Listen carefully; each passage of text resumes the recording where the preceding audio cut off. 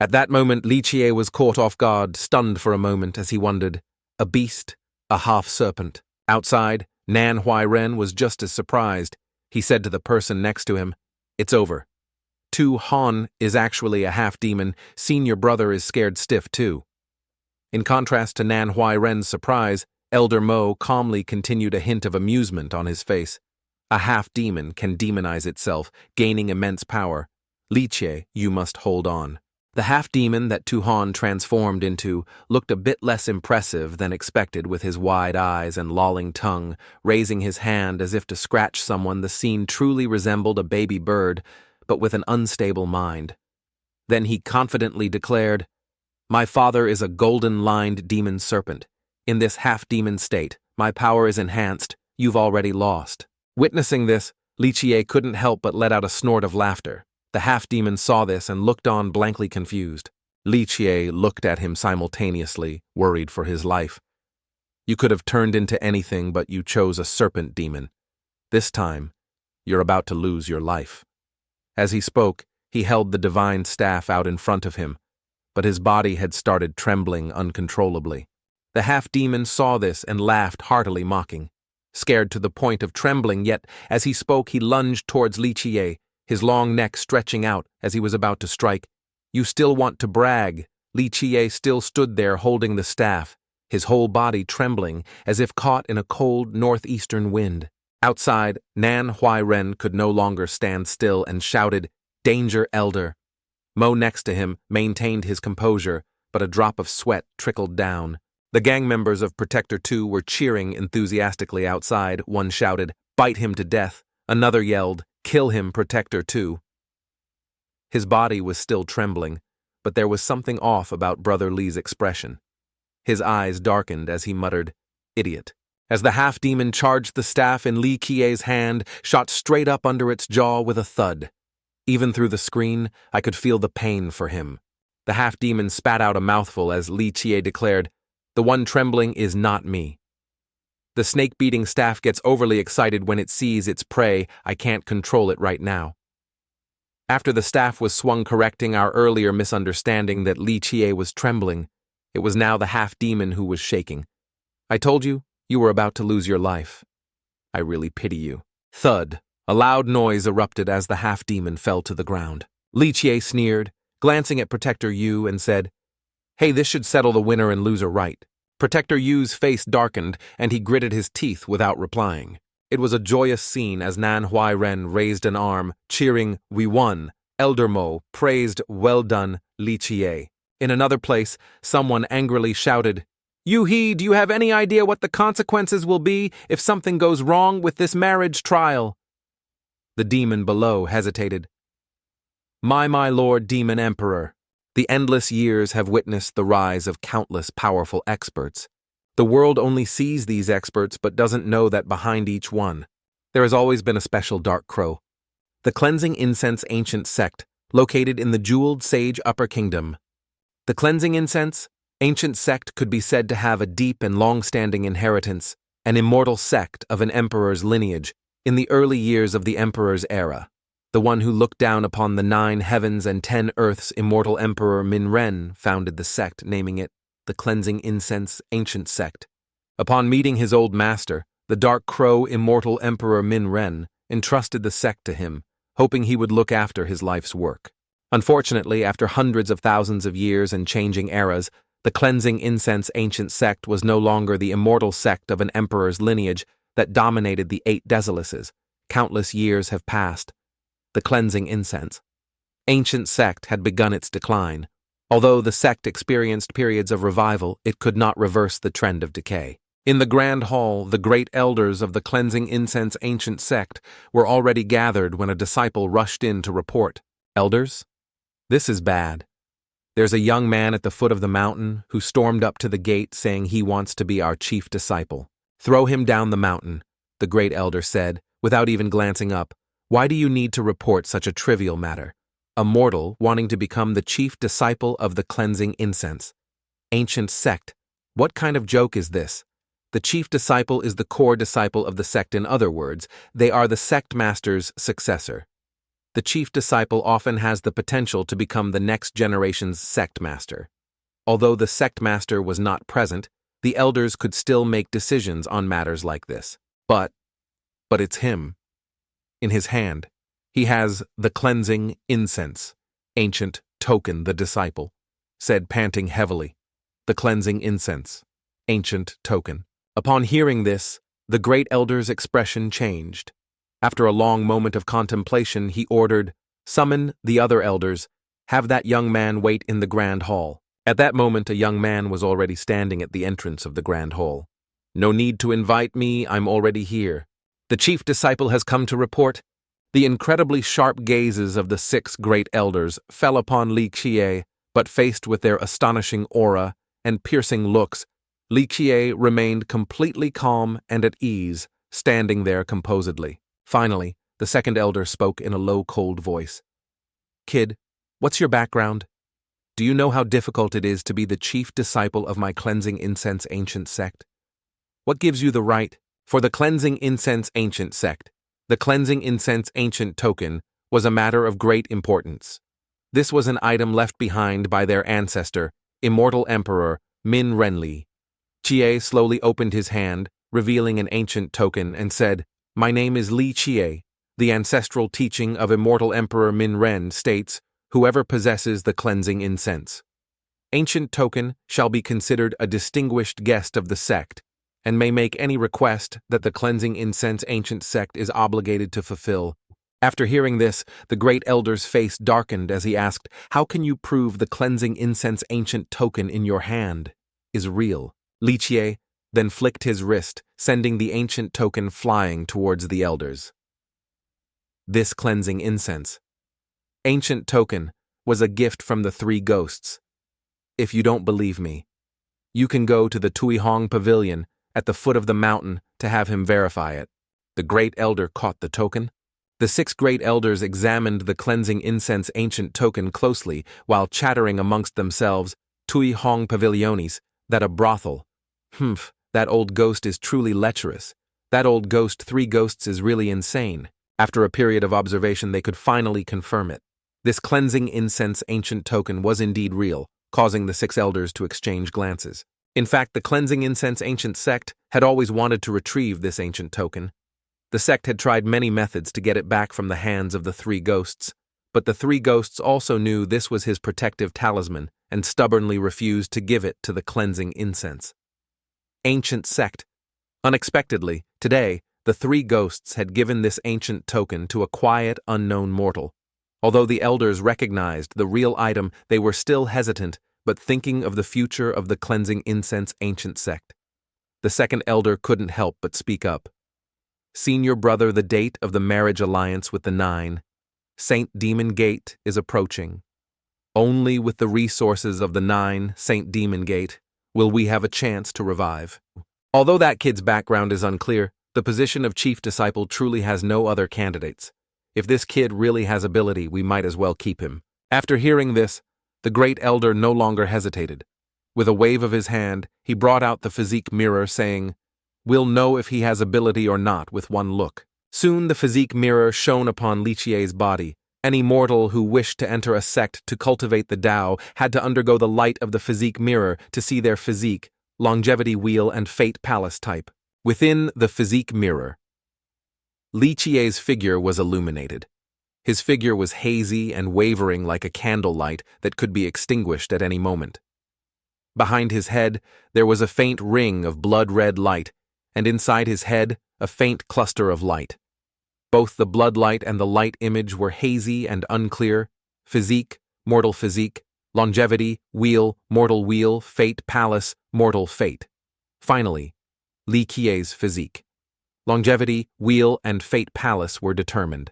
Everyone possesses a physique, a longevity wheel, and a fate palace. The physique directly relates to the body's strength, the longevity wheel to the length of one's lifespan, and the fate palace to the quality of one's talent.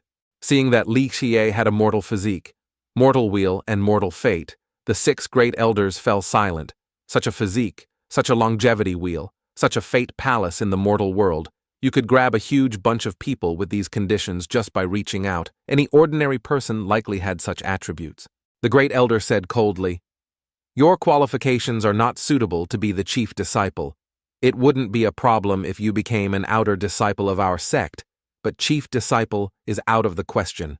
The disciple who had delivered the news earlier standing by his side now tried to persuade him. That's right. That's right. If you cultivate diligently, even with poor aptitude, you can still achieve something. Li Qiye didn't even think about it, and slowly said, "Is this how you treat your distinguished guests? My condition is to become the chief disciple, the creed of the cleansing incense, ancient sect. All disciples of cleansing incense shall place cultivation. First, renounce the mortal world and sever worldly ties to focus on cultivation. To cultivate is to cultivate the heart. Cultivate the heart. Cultivate the Tao. With a firm heart cultivation will surely succeed. If the Tao heart is not pure, all methods are useless. To cultivate the heart, one must cultivate virtue to stand firm in the world. The virtueless will be scorned by the world and shunned by their kin. To cultivate virtue, one must also cultivate their words. A disciple of cleansing incense who does not keep their word cannot be taught." Li Qiye's words immediately angered the other elders with a physique like his. It was fundamentally impossible for him to become the chief disciple. He didn't even meet the conditions to join the cleansing incense ancient sect. Yet now he wanted to be the chief disciple. How could they not be furious? Seeing that he knew the ancestral teachings so well, the great elder was a bit curious and asked, "These are the ancestral teachings of the cleansing incense ancient sect. How do you know them?" He answered casually, "Isn't it written on that dilapidated stone tablet by the road? I glanced at it on my way here. On the contrary, I'm surprised you still know these are the ancestral teachings." The great elder hesitated for a moment, thinking, if he remembered it from a single glance, he's either bluffing or an intelligent and knowledgeable talent. However, not daring to risk the sect's future on someone with an unknown background and no cultivation aptitude, the great elder frowned and said coldly, "Stop using the ancestral teachings to pressure me. Even so, the chief disciple of the cleansing incense ancient sect, regardless of their origin or background, must undergo a thorough investigation. Otherwise, it's impossible to become the chief disciple. Moreover, letting you become the chief disciple would be the ruin of the cleansing incense ancient sect." These words made Li Qiye laugh out loud. What a fine cleansing incense ancient sect. The elders are not united and the ancestral teachings are ignored. What a promising future. The great elder was about to lose control of his anger and deliver a fatal blow. If not for the cleansing incense ancient token in Li Qiye's hand, he would have lost his life long ago. Suddenly a laugh echoed from the entrance of the grand hall. A middle-aged man had appeared there at some unknown time and said, "Your esteemed sect is quite lively today." The middle-aged man standing before the grand hall was Yu He, the chief protector of the 9 Saint Demon Gate, who had come on the Demon Emperor's orders to visit the cleansing incense ancient sect, but his main purpose was to convey the message that he wanted to test the fiancée of the Demon Emperor's disciple, who was also the princess of the 9 Saint Demon Gate. The protector politely cupped his hands and said, "Her Highness the Princess possesses unparalleled beauty and talent with a rare Saint-Level royal noble physique. If your esteemed sect's chief disciple has poor aptitude, I'm afraid the cleansing incense ancient sect will be mocked by the world. Therefore, His Majesty the Demon Emperor has decided to invite your sect's chief disciple to undergo an examination. If he passes, others can say nothing. If he unexpectedly fails, my 9 Saint Demon Gate can only apologize and offer compensation for this marriage." The great elder's face was grim as he said to the second elder beside him, "The 9 Saint Demon Gate has really calculated this well." The second elder's mood wasn't much better. It was clear they didn't want to accept this marriage alliance. Immediately after Li Qiye's laughter broke the silence, he crossed his arms, shaking his head mockingly. "Ha ha ha ha." The 9 Saint Demon Gate only survived back then by hiding in the shadow of the cleansing incense ancient sect. Yet now they have the audacity to test the chief disciple of the cleansing incense ancient sect. How ridiculous. The disciple following you, he heard Li Qiye insult their sect and angrily shouted, "You little beast, you dare to insult my sect!" Do you believe I'll cut out your tongue? Li Qiye didn't stop, but continued to mock the ancestor of the 9 Saint Demon Gate, calling him an old chickenhead, and saying they only inherited the arrogance of the demon race. The great protector, angered, moved to kill Li Qiye, but contrary to the fearful retreat he expected to see, Li Qiye just stood there calmly and leisurely watching. At that moment, the 2 elders intervened, dispelling, He's a tack kid. You knew we would step in to save you. He looked up at the second elder with a disdainful expression and said, If you don't even manage this, the cleansing incense ancient sect is truly finished. Seeing he was being blocked, he dropped all pretense of courtesy and shouted angrily, This guy insulted our sect. Why are you elders protecting him? Do you want to be enemies with the 9 Saint Demon Gate? The great elder didn't back down either. Does Protector Yu intend to kill someone in the grand hall of the cleansing incense sect? Seeing this, the disciple following him cupped his hands and told Yu he to just hand Li Qiye over to him. He then turned to Li Qiye and shouted, Kid, I challenge you to a duel. Do you dare to accept? Looking for death? Fine, I'll grant you your wish. Hearing Li Qiye agree, the great elder thought to himself, he really doesn't know what's good for him, but the second elder felt he had great courage. The great elder stepped forward and patted both their shoulders. Very well. Passed down the order to prepare the fighting arena for these 2 young men. Because he had no weapon for self-defense, the elders made an exception and allowed Li Qiye to enter the armory pavilion to choose an item. On the shelves, weapon after weapon shone with brilliant and magnificent light. Li Qiye glanced over them but was drawn to a pile of miscellaneous items in a neglected corner. He rummaged through it, and, to the astonishment of the guiding disciple, triumphantly chose a fire-starting stick. I've decided on this stick. Both of them were now on the arena stage. The referee began to announce, Today's match has no restrictions on techniques or weapons. It will only end when one side falls or surrenders. If neither side has any objections, then this old man will serve as the referee for this match. Dooming of the 9, Saint Demon Gate versus Li Qiye. Let the duel begin. Both sides watched the match intently. Yuhi wanted to see Duming teach Li Qiye a good lesson to see if he would dare to insult the 9 Saint Demon Gate again. As for the great elder, he wanted to use Duming's hand to eliminate Li Qiye and retrieve the ancient token. Almost no one thought Li Qiye would win. On the arena, Duming had already made his move. His movement technique was incredibly swift, approaching and injuring Li Qiye's neck. The second elder had to admit that this little demon from the Demon Gate had a very fast movement technique. For someone his age, it was truly rare. The great elder also recognized this as the true sun.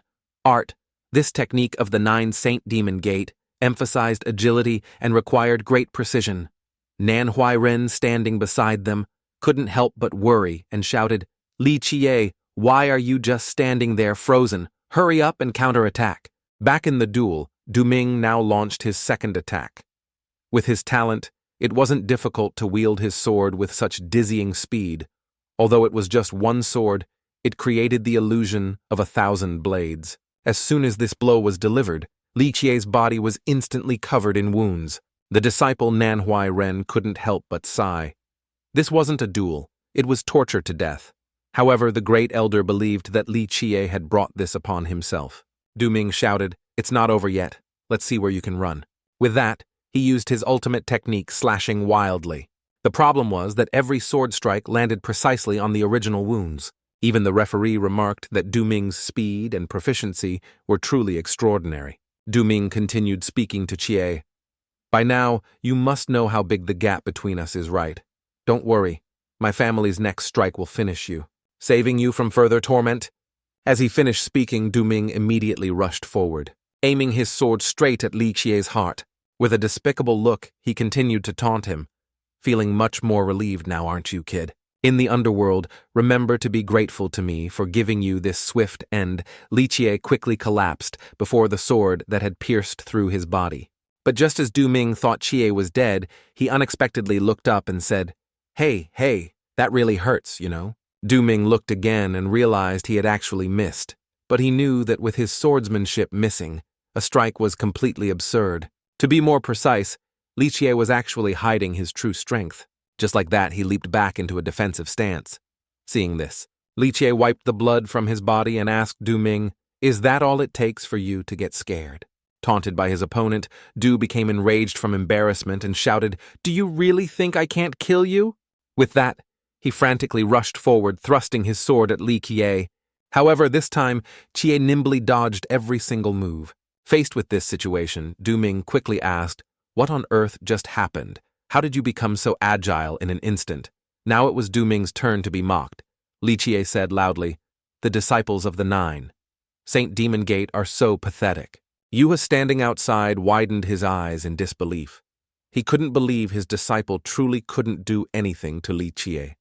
However, he also understood that Qiye's skills were far from simple. On the other side of the stands, the two elders and Nan Huai Ren were equally astonished. Nan Huai Ren now realized that Li Qiye was actually a person who hid his true depths. But the two elders saw that something was amiss here. The 9 Saint Demon Gate's true sun art, though sharp, lacked a great deal of variation. The elder believed that during the 2 previous times he was hit, Li Qiye had silently memorized his opponent's moves. That's why he was able to dodge when Du Ming used the same old techniques.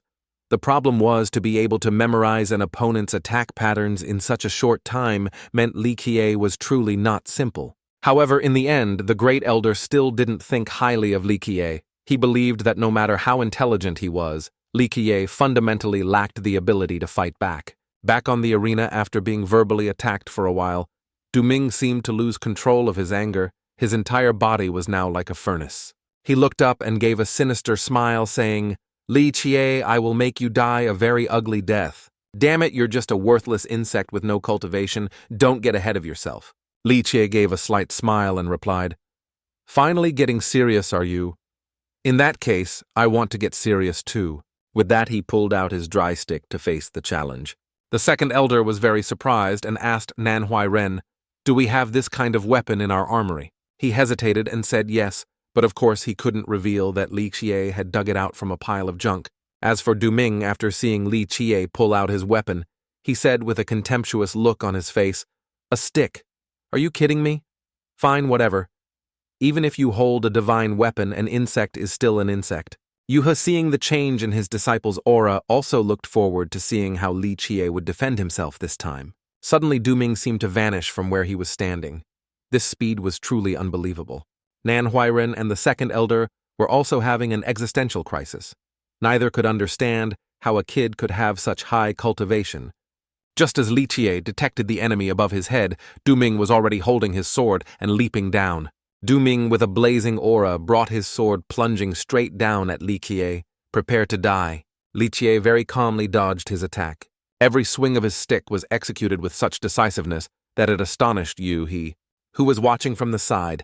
He even precisely aimed and struck at Du Ming's weak point.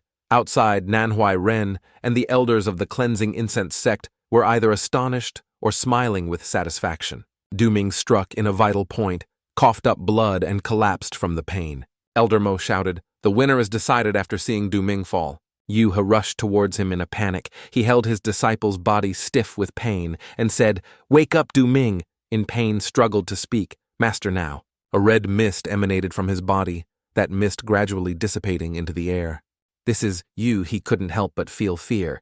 He was slightly stunned, as if he couldn't believe his eyes. He turned towards Li Qiye and shouted loudly, "You little beast, you're so cruel. You actually crippled the cultivation of a disciple of my 9 Saint Demon Gate."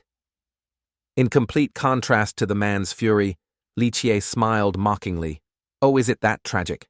Nan Huairen, hearing this from the sidelines, was also incredibly astonished and exclaimed that Li Qiye can cripple a cultivator's cultivation base with a single strike. The elder standing next to him laughed heartily, clearly delighted. That so-called true son Arton, a flash. He's been turned into a cripple. What cultivation is left? In contrast to that joyful expression, the great elder standing beside him looked thoughtful.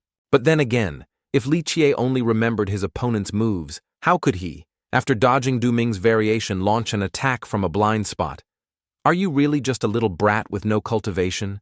Li Qiye, just how many secrets are you hiding from us? On the stage, Li Qiye was still arguing with Yu. Yu said he was determined to kill me, yet I spared his life. Does your 9-saint demon gate want to cast aside even the dignity of a cultivator? He was naturally provoked by those words. His anger over his disciples' crippled cultivation had not subsided. It was like adding fuel to the fire. He furiously demanded to kill Li Xie.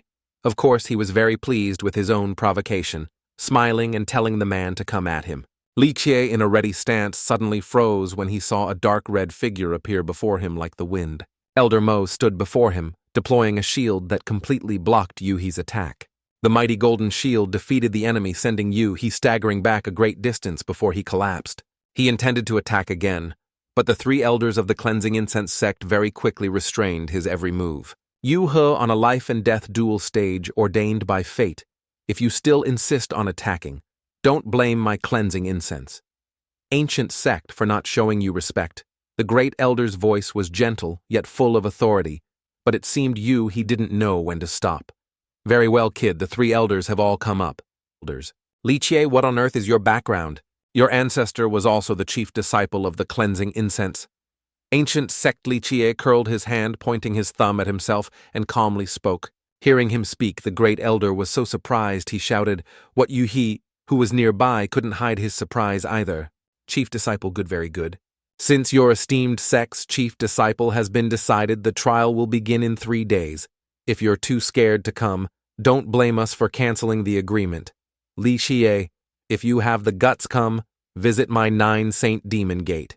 Dark clouds gathered, blanketing the area. There was no thunder, no rain, only a memory of 3 young men. The 9-saint demon gate. Min Ren repeated the name in surprise as if to confirm. That's right. It's called the 9-saint demon gate. Old Chickenhead, on the other hand, was very confident in the name he had come up with, ignoring Min Ren's difficult remark that the name sounded a bit demonic. Old Chickenhead declared very boldly, "I, Old Chickenhead, have never been one to shy away from my demon identity. I founded the 9-saint demon gate to proclaim to the world that even demons can be righteous and upright." He looked up at the dark crow who was sitting on the pedestal of a statue. "My lord supports me too, right?" The dark crow grunted, and Min Ren continued, "Old Chickenhead, you relied entirely on your innate talent and physical body to achieve the Tao.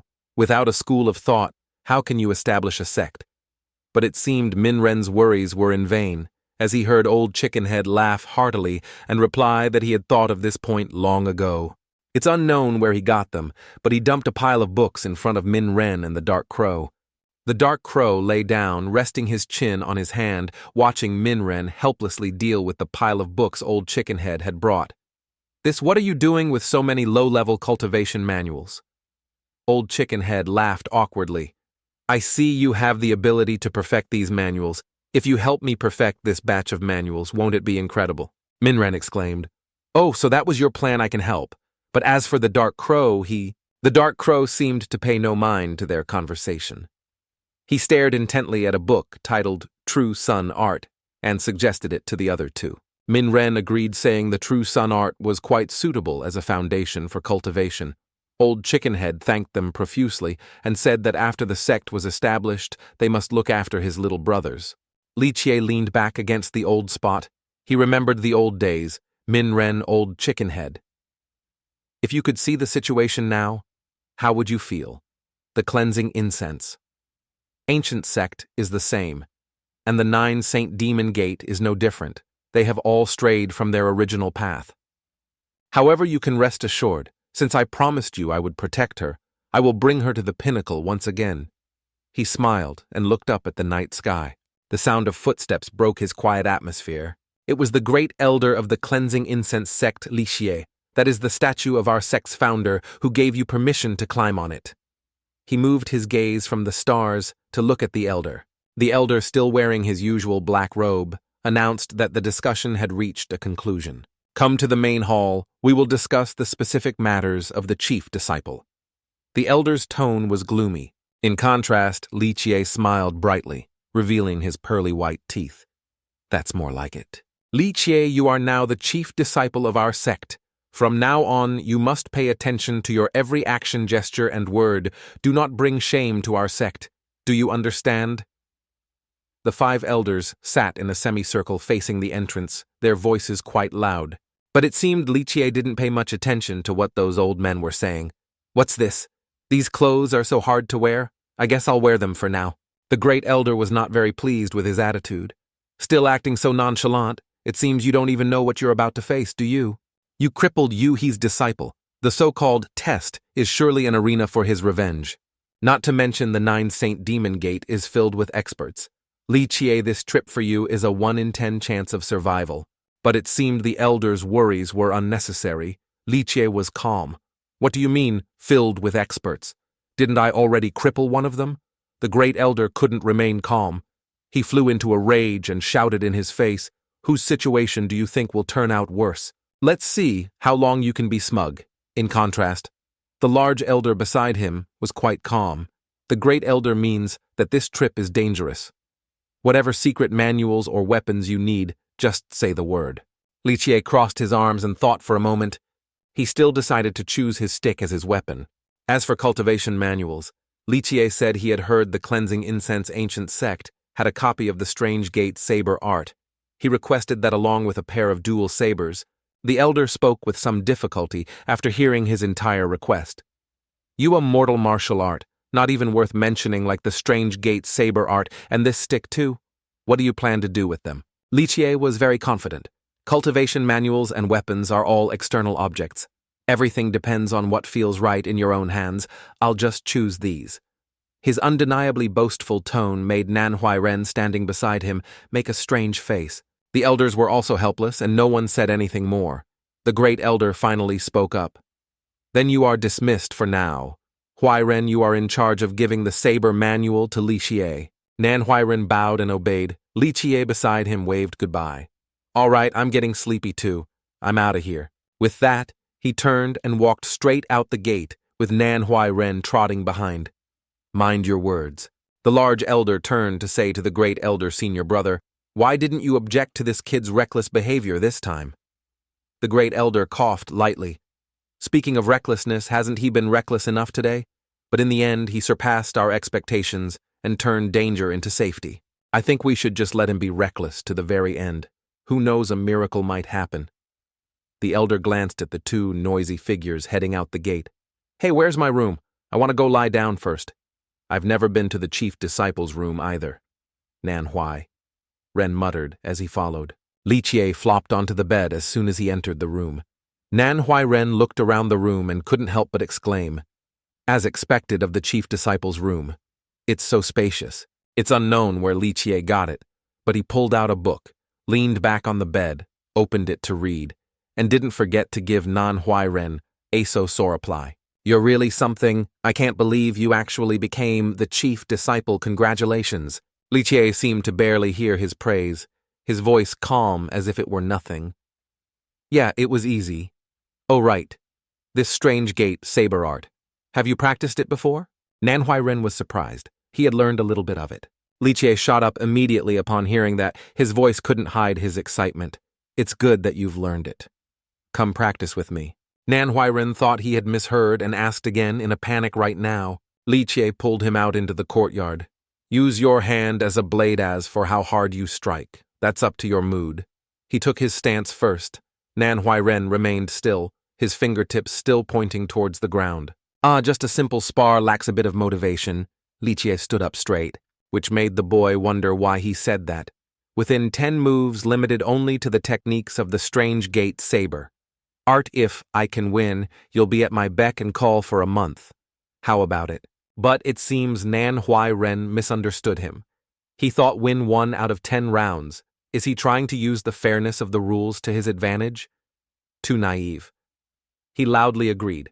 "Then in return, if I win all rounds, you'll have to learn to speak respectfully from now on." Then the 2 of them rushed at each other. After more than 9 rounds of fighting, Nanhua Ren could draw his own conclusion. He thought Li Jie was indeed still at the level of an outsider. Besides, how could an unorthodox martial art like the Strange Gate saber art be effective in a duel against a cultivator? Nearly 9 matches passed without much tension, as the winner was always Nanhua Ren. He thought, perhaps you want to walk this path alone, but this is reality. There aren't many chances left for you. In the final round, Manhwa maintained his usual expression, rushing at Li Jie and preparing to strike. "This is the last strike. Mind your manners for me." It seemed he didn't notice the change at the corner of Li Jie's mouth. He curled his lips. "Thanks for the lesson." His slender hand moved swiftly, blocking Manhwa's strike before he could even execute it. His hand rested on the boy's shoulder. "Thanks to you, I've grasped the wonders of the strange gate, saber art." Only now did Manhwa realize the situation. He was incredibly surprised. Before he could even wonder what had happened, he heard Li Jie continue. "Then, as agreed, for this 1 month you must be at my beck and call." He withdrew his hand from the shoulder of the person who still hadn't processed all the information, turned to leave, and didn't forget to leave behind a despicable smile. "Go rest. First. Meanwhile, I'll slowly think of something for you to do." Manhwa left behind had a dark expression. Perhaps he finally understood. He had always considered himself clever, though he never acted like a young master. He always believed the decline of the cleansing incense ancient sect was an unchangeable situation. But this mortal physique, mortal fate kid before him made him see some kind of possibility. A bit of passion began to boil within him. Thinking of this, he suddenly shouted Li Jie's name. The person walking away turned to give him a sideways glance, asking what he wanted. "Complete the trial, revive the ancient sect. You can do it. It's true that fighting is the only way to get closer. Just kidding. Of course, don't you guys try this at home." On that young man's radiant face, he saw the image of his old companion. He smiled brightly, a smile full of satisfaction. Does that even need to be said? Meanwhile, the sun at the 9 St. Demon Gate was brighter and hotter than ever. "Yuhe, you were just supposed to deliver a message. How did it end up like this?" Tu-Han was quite angry. "I also didn't expect this child to slit his own throat." He was crippled by Li Jie, unable to even continue his lineage. Yuhe's voice trembled as he spoke. No matter how hard he tried, he couldn't hide his fury. Du Guangyuan looked angrily at the body of his younger brother and companion. "Guangyuan, a cultivator's cultivation is their life. Your younger brother can be considered to have found an early release. Don't lose your Dao heart over this." Tu-Han spoke in a neutral tone, his face showing no hint of emotion. Guangyuan obeyed. And of course, Tu-Han was very pleased, he said. "Only with a firm Dao heart can one cultivate steadily. Suppress your grief, you are dismissed for now." Du Guangyuan left the training room filled with hatred. His amber eyes glowed with a hint of blood red, and the color in his eyes also turned black. He walked with hatred, growling Li Jie's name through clenched teeth. He would definitely kill this person. At the appointed time, Li Jie and the elders of the Cleansing Incense Sect arrived at the arena to prepare the transportation portal. The great elder still had a displeased expression. He said, "Jie, this trip is very important. Remember to be careful with your actions and words." Li Jie propped his hands on his hips and said confidently, "No problem. Rest assured." The surrounding elders and Manhwa all had the same thought without planning it. It would be a miracle if we could rest assured. The great elder was at his wit's end and had to entrust Li Jie to Elder Mo and Manhwa. He also added a reminder to keep a close eye on Li Jie. With that, he waved his hand, activating the portal. "Go on. Senior brother, the 9 St. Demon Gate is so powerful. The welcoming ceremony later must be very grand." Manhwa couldn't contain his excitement. He advised senior brother, "You must remain steady. Don't let outsiders laugh at you." Li Jie chuckled softly. "How grand of a formation could it be? Let's see first and talk later." Streaks of yellow light raced up and down continuously. A moment later, a light blue stone enveloped in hot flames appeared. They had arrived at the 9 St. Demon Gate. Everything was beyond Manhwa's and Elder Mo's imagination. "Is no one here to welcome us?" Li Jie laughed. "Is this the welcoming ceremony you were talking about?" From a distance, a figure was gradually approaching. It was Tu-Han. "The chief disciple of the Cleansing Incense Ancient Sect has arrived." Tu-Han did not welcome them from afar. "Please forgive us." His face was emotionless, but a bit more somber than usual. Elder Mo was quite angry and shouted, "Tu-Han, just a protector like you comes to welcome us. What do you take my Cleansing Incense Ancient Sect for?" In contrast, Tu-Han remained very calm and replied, "Protector Mo, please forgive me. The great elder is in seclusion. The other elders also have their own matters to attend to. We truly have no other way." Elder Mo was still very angry with the other man's nonsensical way of speaking. Li Jie, who had been silent until now, spoke up. Let it go. There's no need to take such trivial matters to heart. We'll just have to get compensated 100-fold during the trial. On the other side, Tu Hon heard these words. Uncontrollable killing intent radiated in all directions. He let out a gasp. I presume this is the chief disciple of your esteemed sect. Yes, it is indeed your ancestor here. Li Jie propped his hands on his hips. He replied boldly to the other man, while Nan Huai-ren beside him reminded him to watch his words. The killing intent from the 9. St. Demon Gate's protector did not dissipate. At such a young age, you've already surpassed 10% of our outer disciples. When the time comes, the 9 St. Demon Gate will certainly have to admire the chief disciple's demeanor. For now, let me lead the 3 of you to a place to rest. Wait for the day of the trial. He turned his back, ignoring the 3 of them. Li Jie maintained his playful mood. No rush since the 9. St. Demon Gate is so prosperous now, let's take a look around. He ran off quickly, ignoring Elder Monan. Huai-ren followed behind, calling out senior brother. Tu Hon was naturally displeased. The 2 brothers ran to the grand duel arena of the 9 St. Demon Gate. Both were overwhelmed by the grandeur of the place. At the grand duel arena of the 9 St. Demon Gate, looking at the faces of the 4 enormous stone statues placed at each corner of the arena, Li Jie couldn't help but sigh in admiration. This duel arena is quite something. Hearing this, Elder Mo also agreed in his reply, Indeed, no matter how many times I come here, it's always breathtaking. At this moment, Nan Huai-ren couldn't help but mumble a sentence. I remember we used to have a duel arena this big too. Before he could finish, Chi from behind revealed a sinister expression and called Nan Huai-ren's name, giving him a bad feeling. As expected, he pointed at the statue in front of them and calmly said, Take me up to this stone statue. Hearing this, Nan Huai-ren's jaw dropped in disbelief. Bro, what the hell are you joking about? He tried to explain to Li Jie that even a glance would tell you this was a sacred artifact of the 9, St. Demon Gate climbing. On it recklessly was no different from seeking death. Li Jie, however, acted unconcerned and took the opportunity to remind Nan Huai-ren of their deal. Don't forget, for this 1 month, I can order you around as I please. However, the cowardly Nan Huai-ren was still afraid that if he offended the 9 St. Demon Gate, he wouldn't survive for more than a month. As he finished speaking, he kowtowed and said, Senior brother, if you want me to die, you might as well just kill me directly. Seeing this, Li Jie didn't know what else to say. His lips twitched in frustration. So boring, such a coward. Fortunately, Elder Mo placed a hand on his shoulder and said, Li Jie, spare Nan Huai-ren. Li Jie gave Elder Mo a cold glance, thinking the elder also wanted to stop him. He told Elder Mo not to even think about stopping him. Today, he was determined to climb it. However, contrary to his expectations, Elder Mo had no intention of stopping Chie. In fact, he believed that satisfying the chief disciple's request to the best of his ability was one of his duties. With that, he directly swung his arm with great force, accurately throwing Li Jie onto the stone statue, helping him land gently on its shoulder. As soon as he set foot on the statue, Li Jie couldn't hide his excitement. Once settled, he said the elder was much more open-minded than Nan Huai-ren and didn't forget to sincerely thank Elder Mo. Below, Nan Huai-ren saw his master so easily agree to Li Jie's request. His face was full of worry as he kept asking his master, Are you crazy?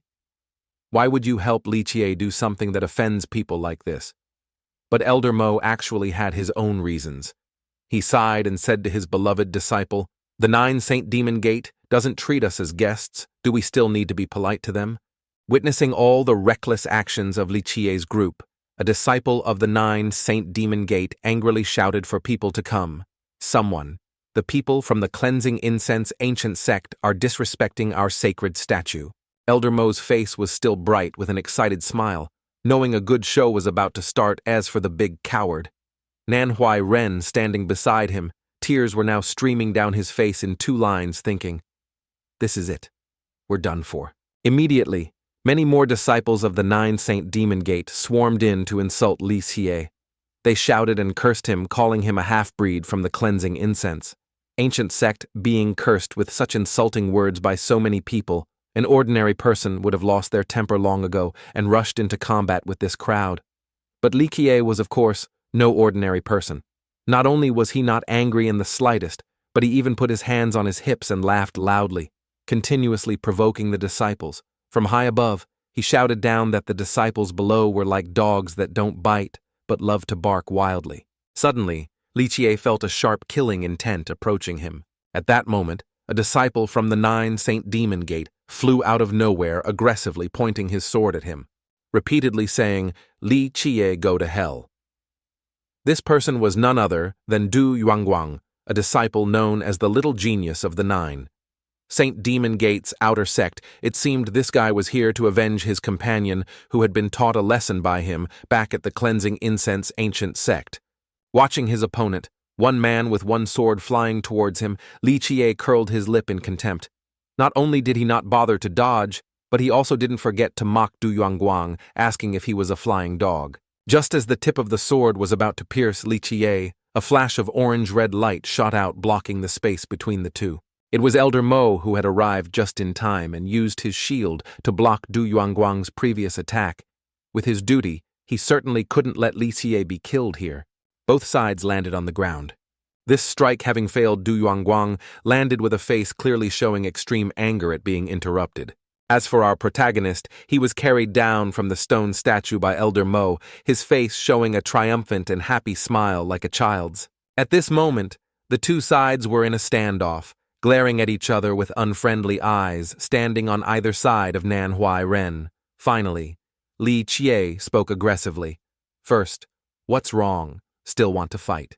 Poor Manhwa Ren, he was the one standing in the middle bearing all the pressure. All he could do was cry and complain to the heavens about how miserable it was to be with these two. Li Qiye Du Yuanguang was so angry he could vomit blood.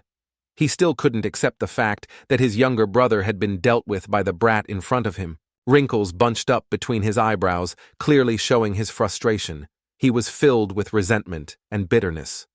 "First you caused my brother's death, and then you disrespected our sect's sacred artifact. Today I must kill you to protect the dignity of my 9 Saint Demon Gate." Du Yuanguang was determined that Li Qiye must pay this blood debt. No matter how much he talked, the words lingering in Li Qiye's ears meant nothing. It only made him more irritated. Li Qiye tilted his head with a confused expression. "Who are you talking about?" Du Yuanguang roared, his eyes filled with bloodshot veins.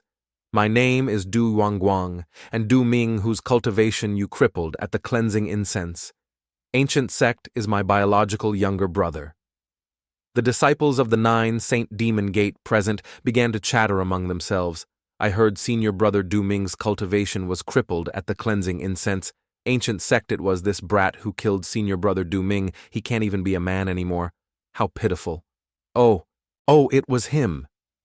Li Qiye seemed to vaguely remember, but his face showed no hint of remorse, ignoring the slander. "This is great, pissing off Du Yuanguang. This kid wouldn't have enough lives to pay for it.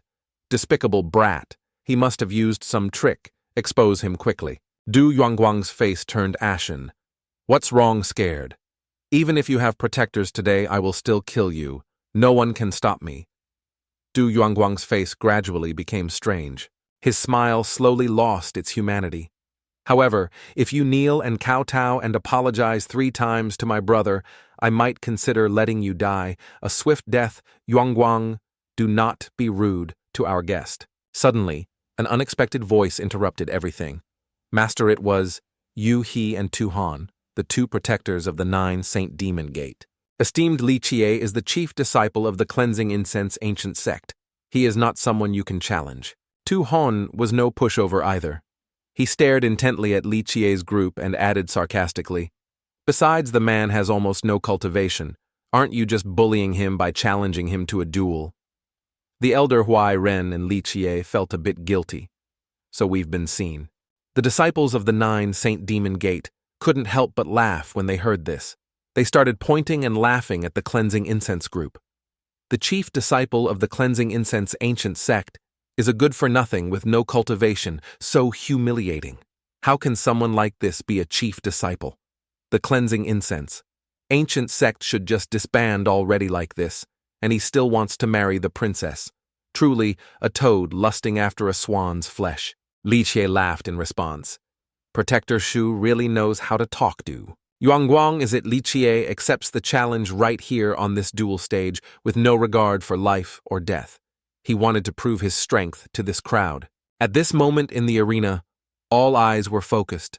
No one wanted to miss the match between senior brother Yuanguang and that Li Qie. The two main characters of the match were in their combat stances, each holding their own weapon, a saber and a sword ready to clash. Li Qie, I don't care if you have cultivation or not, but you killed my brother Du Yuanguang will definitely kill you. Li Qie sighed. Du Yuanguang, you've said that over and over again. Is the 9 Saint Demon Gate only full of good-for-nothings who are good at talking? The disciples of the 9 Saint Demon Gate below the stage cheered deafeningly. Their words added fuel to the fire. This bastard is so arrogant. Senior brother, do kill him. Killing him directly is too good for him. He must be chopped into 100 pieces. Chop off his limbs, make him a cripple for life. In his heart, Protector 2 now secretly despised Li Qie. Although he didn't say it out loud, he was confident enough to know which way this match would go. It saves me the trouble. This kid won't even live until the examination. The elder and Nan Huairen below the stage began to worry. The three of them versus the entire 9 Saint Demon Gate sect. They were likely at a disadvantage. This isn't good. It's not convenient to intervene with words on the arena. Master Huairen is afraid that Li Qie's arrogance will lead to his disqualification. However, if he's targeted by weapons on the arena, Li Qie might not necessarily lose. Du Yuanguang, with a fiery aura, rushed forward with his sword. He wanted to immediately cut off Li Qie's back-talking mouth. Surprisingly, he realized that aura wasn't just for show. It seemed Li Qie had also been trained in martial arts. But in an instant, Du Yuanguang noticed a clear opening on the left shoulder. Then I won't be polite anymore. He stabbed directly at Li Qie's left shoulder, pushing him to the very edge of the stage in front of everyone. Such swift swordsmanship as expected of senior brother Yuanguang. Good kill, that half-breed. Du Yuanguang's nose flared with pride. It seems Li Qie is just a name. The elder and Huairen grew anxious. Qie couldn't be allowed to die here. If the enemy used a dangerous move, Elder Mo would definitely intervene. No, I'm afraid. What Master is worried about isn't this. Nan Huairen suddenly remembered the words Li Qie had said during practice. You ask why. My strange gate saber art can defeat you. Indeed, no matter how he thought about it. Huairen couldn't understand the wonder within it. Li Qie didn't look very old, but there were things he knew clearly. It's fine. This is something a disciple of the ancient sect should know. Legend has it that when immortal Emperor Min Ren founded the Cleansing Incense Ancient Sect, he modified a large number of immortal cultivation manuals and the strange gate saber art hidden in the cleansing incense. Ancient Sect was the very version that immortal Emperor Min Ren himself had carefully considered and refined. What Nan Huairen was stunned, that's right. That fierce martial world saber technique, in Min Ren's hands, became an unfathomably versatile strange gate martial art. Such a precious secret manual, yet no one paid it any mind. It truly made one feel great regret. Li Qie recognized the ancient sect's strange gate saber art. It was incredibly profound. By the time Nan Huairen returned to reality, Li Qie was already counterattacking. He demonstrated just once, wanting Huairen to realize the wonder of the strange gate saber art. Suddenly, enlightenment dawned, using weakness to defeat strength. Li Qie flashed past like the wind. The tip of his saber sliced through Du Yuanguang, splitting him into two. The cut was so fast, so decisive, blood began to spurt out, soon forming a large pool. It was horrifying. Du Yuanguang died instantly. Everyone was stunned, but perhaps the most shocked were the two protectors of the 9 Saint Demon Gate. Who else? Li Qie yanked out the sword Du Yuanguang had stabbed into his left shoulder and tossed it aside. Feel free to come at me. Qie's eyes were filled with danger. Those arrogant people who looked down on him would all meet the same end as the two Du brothers. The two halves of Du Yuanguang's body were soon submerged in their own pool of blood. His brain, with nowhere to go, was forcefully expelled onto the ground. That scene made even Elder Mo and Nan Huairen tremble. Was it really necessary to be so cruel? Li Qie Yu dare seeing their disciple defeated in a single move was something Yu Hu and Tu Hon could not accept. The two of them, united in anger, looked as if they wanted to eat Qie alive. Elder Mo sensed danger and flew up to shield Li Qiye. Tu Han Yu He on a duel stage, where life and death are not considered. Have you forgotten even this basic rule? Yu He sneered in response. Matters on the duel stage, my 9 Saint Demon Gate will naturally accept. But for you to act so cruelly and viciously, aren't you afraid of our disciples coming for revenge? The reaction from the disciples became more intense. They began to show no respect. You with the surname Li, I must duel you. If you have the guts, fight me, and me too, you thing. Voices echoed across the sky. Dark clouds rolled in from nowhere, and lightning struck repeatedly, as if some great expert was undergoing a tribulation. A familiar, overwhelming aura gradually appeared in the void. Ah, it's the great elder. The 2 protectors and all the disciples immediately bowed. We respectfully welcome the great elder. Du Yuanguang's death in the duel was due to his inferior cultivation. The disciples are forbidden from causing any more trouble. As for you, Li Qiye, your personality is ferocious. This sect does not welcome you. Quickly heal your wounds, participate in the trial, and then leave my 9 Saint Demon Gate as soon as possible. Li Qiye was not afraid. You don't need to remind me. Hurry up and arrange that trial or whatever. This 9 Saint Demon Gate, I'm too lazy to stay here anyway. Hearing this, Yu He gave a calculating smile. Since you won't give yourself time to rest, don't blame my 9 Saint Demon Gate for not showing you respect. The first test, the Forest of Turbulent Hearts. Everyone move quickly to the trial location. The Forest of Turbulent Hearts was personally established by the ancestor Great Sage 9 Saints to temper the minds of the disciples of the 9 Saint Demon Gate. The Forest of Turbulent Hearts has a total of 14 stone tablets. With each step forward, the difficulty of the trial increases. Entering the Forest of Turbulent Hearts is like entering one's own inner demons, a chaotic dance of demons, 1,000 cuts and 10,000 slices. Although it is an illusion, it is incredibly real. Those affected will lose their minds. In severe cases, their own bodies will even turn against them, directly tearing their flesh apart. If your strength is insufficient, you must withdraw quickly, or you will be controlled by your inner demons. Yu He looked confident, still unable to shake his arrogant habit. The Cleansing Incense Ancient Sect is, after all, a righteous sect with a long history. We hope not to see your esteemed chief disciple in a disgraceful state. Li Qiye didn't like to drag things out. I know. Let's start already. He directly called for their princess or whoever to come and compete with him. Are you worthy? The mention of this stirred Tu Han's masculine pride against the princess. Li Qiye doesn't stand a chance. You may not fear death, but my 9 Saint Demon Gate still fears others, saying we bully the weak. Let me fight a match with you. You finally remembered you're a great and prestigious sect, have you? However, a small protector like you, if you lose, don't try to deny it. Qiye's provocative look made Tu Han's blood boil. Li Qiye, you will pay the price for your arrogance. Watch closely. Tu Han rode the wind and flew straight towards the Forest of Turbulent Hearts, then gently set foot on the first step. The disciples began to cheer. Protector 2 is on many years ago, when Tu Han was still my senior brother. He had already reached the 5th stage, said a disciple from the same generation who knew a bit about Protector 2's former strength. He looks even more seasoned than Great Protector Yu. Shh, don't let people hear you. 2 disciples began to whisper, he's just a bit older, but he's already on the verge of reaching the flower canopy realm. So amazing. Oh, so Protector 2 has a chance to reach the 8th step. Look quickly.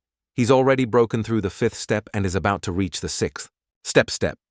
The first few steps seemed to pose no obstacle until Tu Han set foot on the 6th. The significant difference forced his body to tense up. Now even the smallest movement made it difficult for him to walk. Tu Han didn't dare to groan. He only dared to let out a few grunts due to his pride. The Forest of Turbulent Hearts is this terrifying as the 6th step my limit. How can I give up so easily? Tu Han didn't allow himself to stop. He gritted his teeth, endured, and gathered 70% of his power to leap to the 7th step. He arrived. The illusions began to clear. It was like a hell full of death zombies. The living dead and white skeletons rushed at him one after another. Tu Han didn't want to be buried in this troublesome illusion. He wanted to risk it all, using his full power to break the illusion and leap to the 7th step. 7th. So good. He's on the 7th step, as expected of senior brother 2. Tu Han was out of breath. He had no strength left to speak, sweat pouring down his face. Although Li Jie stood far away, he could still recognize what trick Tu Hon had used to reach the 7th step. Fool. The Forest of Turbulent Hearts tests one's Tao heart.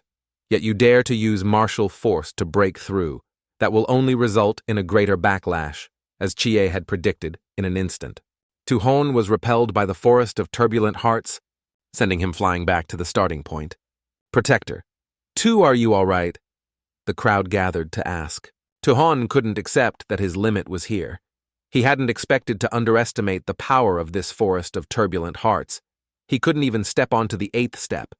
Tu Hon was in both physical and mental pain. Fortunately, Protector Yu He and the disciples cheered him on relentlessly. Senior brother Tu, you've worked hard. Protector Tu, you are the best. Tu Hon, well done. With more cultivation in the future, you have a chance to be promoted to elder. Hearing Yu He say this, he lifted his head, his face brightening up. Thank you, great Protector. Next, it's Li Jie's turn. Seeing them like that made Li Jie unable to hold back a laugh. Not bad. He approached and looked down. At your age, being able to reach the 7th step in the True Fate realm is already a great effort. Maintain this strength, and before you die, you might be able to break through to the Flower Canopy realm. Tu Hon was speechless. Protector Yu. He couldn't take it anymore. Protector Shu's turn is over. How much longer do you want us to wait for you? Akie burst out laughing, with your face tilted to the sky. It made Nan Huai Ren's heart sink. I thought you were waiting for the guy on the ground to stop breathing. Huai Ren didn't have time to cover Chi's mouth. Oh well, as long as you're happy. Yu, who refused to be outdone, he retorted without backing down. Are you just all talk and don't dare to take the trial? Li Jie maintained his composure. He believed it was Tu Hon's good fortune to go first. Otherwise, if I went straight through all 14 steps, he wouldn't have any face left to live. Isn't that very reasonable? Being mocked like this by a brat of unknown strength was more than Tu Hon could bear. Despite being seriously injured, having his self-esteem trampled by Li Jie made him want to risk his worthless life to end this Protector Yu. He quickly intervened. Ignore him? How can I ignore him? As a protector of the 9, Saint Demon Gate being talked down to by an outsider should. A savage who only cultivates martial arts like you dares to boast like that. Since you have such a death wish, do you dare to bet with me? Li Jie found this guy really interesting. He actually dared to make a bet with the condition that if he couldn't complete all 14 steps, he would have to kneel and crawl through Tu Hon's legs. Fine, I'll bet with you. Li Jie accepted the bet immediately, without any hesitation. His face darkened as he continued. If I complete them all, will you have to crawl through my legs too? Tu Hon was immediately very smug. Today, let's see how the chief disciple of the cleansing incense ancient sect kneels and crawls through someone else's legs. Li Jie didn't hesitate and stepped forward, telling him to just wait and see. A long time later, they were still watching Li Jie just standing there. A fat guy ran over and asked, "What's the situation now?" The other guy looked dejected. "Don't mention it. It's already been an hour. That kid is still just standing there frozen on the first step." Hearing this, they became very smug. No way. The esteemed chief disciple can't even take a single step. Hey you, from the cleansing incense ancient sect. If you don't have the ability, don't waste everyone's time. Hearing them say that, Nan Huai Ren grumbled unhappily. Do the disciples of the 9 Saint Demon Gate only have this much patience? Chirp chirp so noisy it's deadly. Although he said that Nan Huai Ren was also extremely worried. But I also don't know if Li Jie has a way to deal with this kind of strange trial. At this time, the protagonist still stood motionless, his eyes tightly closed while countless eyes stared at him. A moment later, Li Jie's eyes snapped open. He looked at them. His face completely relaxed as he moved forward. Seeing this, the disciples of the 9 Saint Demon Gate also boredly said, "He's moving now." Finally. He watched Li Jie's back and said, "He's finally moving. I thought he was going to sleep there. Maybe he's afraid of losing too badly and is preparing to risk his life." But only Yu He noticed something. Something's not right. His state is too relaxed. Could it be he really has a trick up his sleeve? Li Jie walked casually, humming a tune as he went until he reached the 3rd step. He looked at the flames in front of him and gave a bored, surprised look. Fire. Not a bit of creativity. The flames blazed fiercely, the heat intensifying, but it still didn't cause Chie the slightest harm. All the chains and pulls of the illusion still had no effect on him. 456. No matter how formidable or terrifying the illusion was, Chie remained completely unshaken. Get out! The skeletal warriors, recognizing his overwhelming power, hastily retreated and vanished. Very quickly, Li Chie reached the 7th step, the limit of Protector Tuhon. Next, he wanted the people of the 9 Saint Demon Gate to open their eyes. Although they didn't know what was happening in the eyes of Elder Mo and Huairen, Chie was an incredibly amazing person. What are you mumbling about? Making a mountain out of a molehill. Li Chie turned his head to look back. Behind him, the aura of the protagonist in this bet slowly emanated, the disciples of the 9. Saint Demon Gate refused to accept it. Impossible. How can he walk so easily? Cheating. He must be cheating. They refused to accept defeat and blamed everything on the cleansing incense ancient sect shameless cheating. The piercing shouts in his ears enraged Yu He. He screamed at the disciples, "Shut up!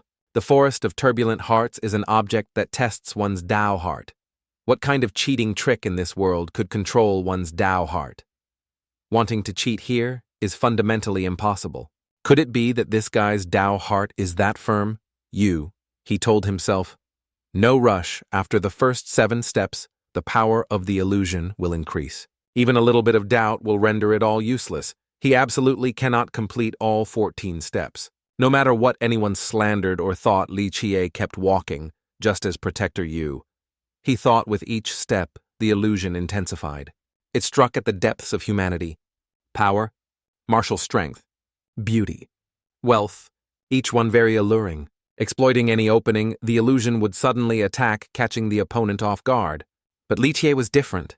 He was unshaken and completely unharmed by anything. Shaken my ass. It's hilarious. Li Chie found it truly ridiculous. This isn't worthy of me, is that all? Li Chie watched the illusion before him gradually dissipate. He clicked his tongue, mocking that old chicken head's toys were all so tasteless. The great chief protector of the 9. Saint Demon Gate stood there, flanked by the protector, and a group of disciples from the 9 Saint Demon Gate. It was true. The entire sect turned pale, standing there dumbfounded, looking on in utter disbelief. How could Li Chie possibly complete all 14 steps in one go without a scratch? The whole crowd stammered in unison. 14 steps, he completed all 14 steps. Chie emerged from the 14 stages. Nan Huairen joyfully shouted, "Senior brother, you're magnificent. At first, when you didn't move, I thought you were done for." He walked out with a leisurely gait. His initial pause was a deliberate tease for the 9 Saint Demon Gate sect.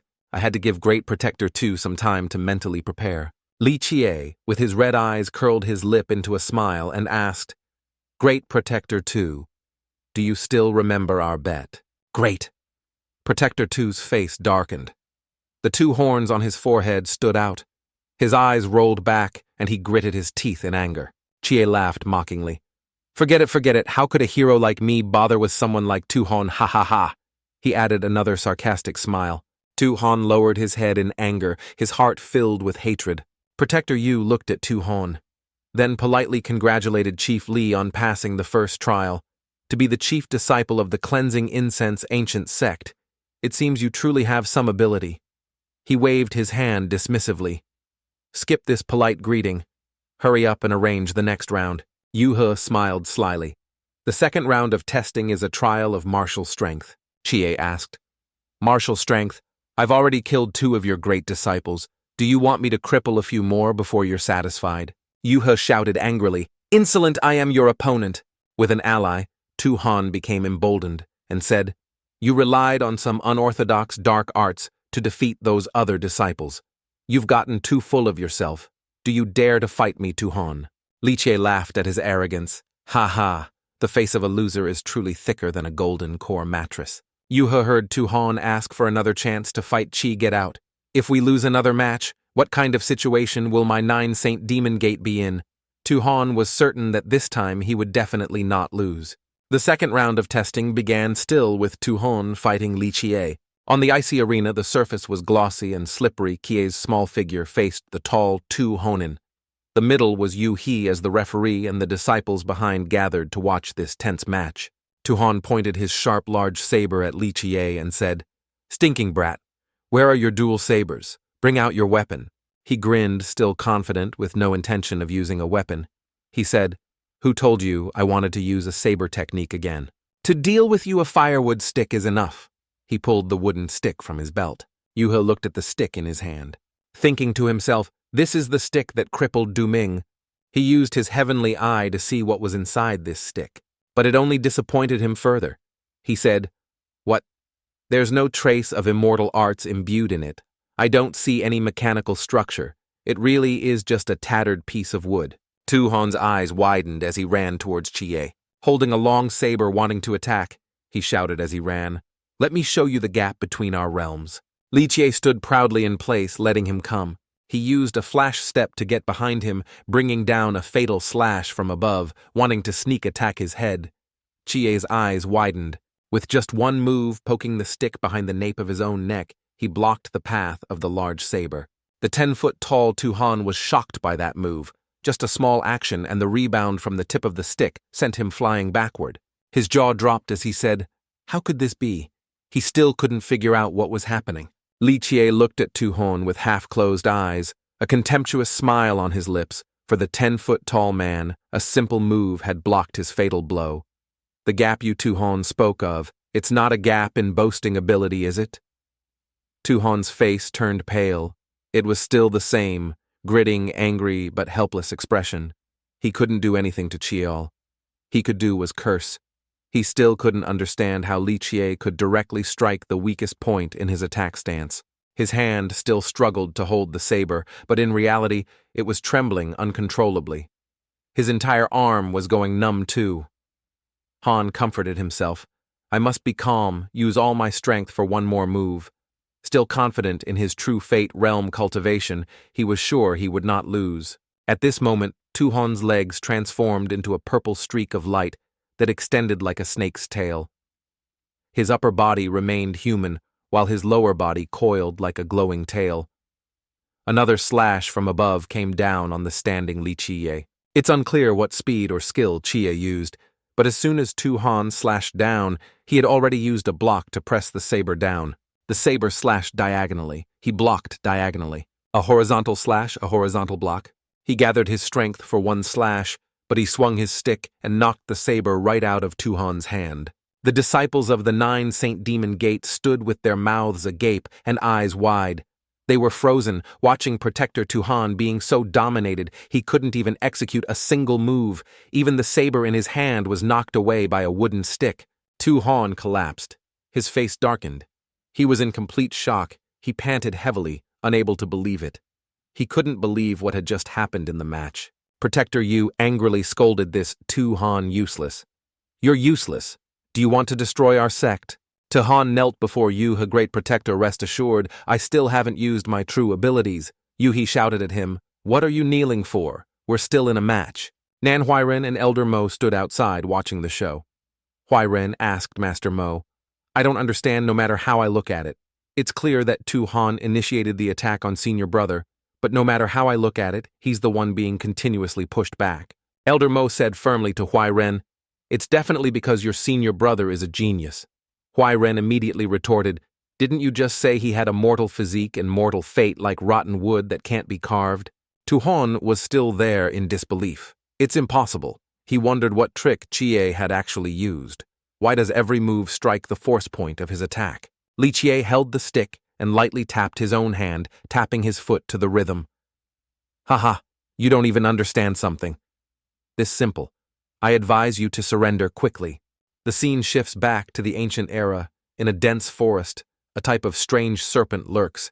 Encountering this kind of strange serpent, even cultivators who have reached the true fate or flower canopy realm would find it difficult to escape death. To be precise, it was a giant snake. Its forehead was green and its snake body was grayish-brown, with 2 limbs like small bat wings spread on either side of its forehead, 4 sharp fangs and a long, slithering tongue. Under the snake's body were 1,000 human skulls. This demon serpent must have lived for many years, having eaten countless innocent people. However, few knew that in this dense forest there was another type of monstrous tree.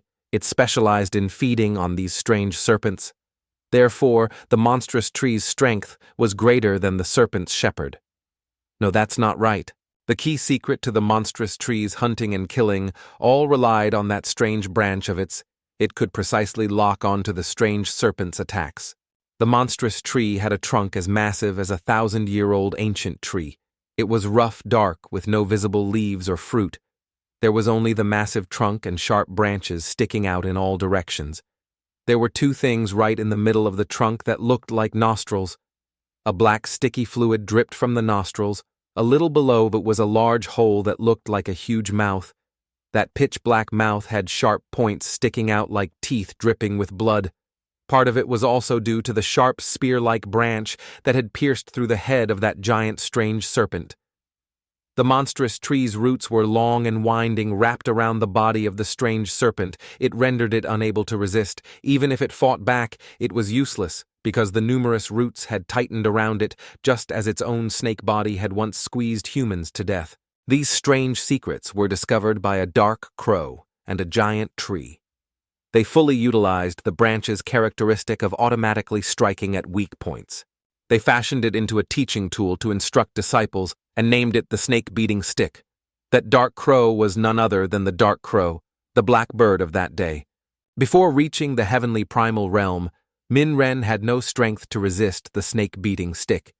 Min-Ren once had to run for his life from the snake-beating stick, which looked like a rotten black log and was beaten until his head swelled into 3 red buns.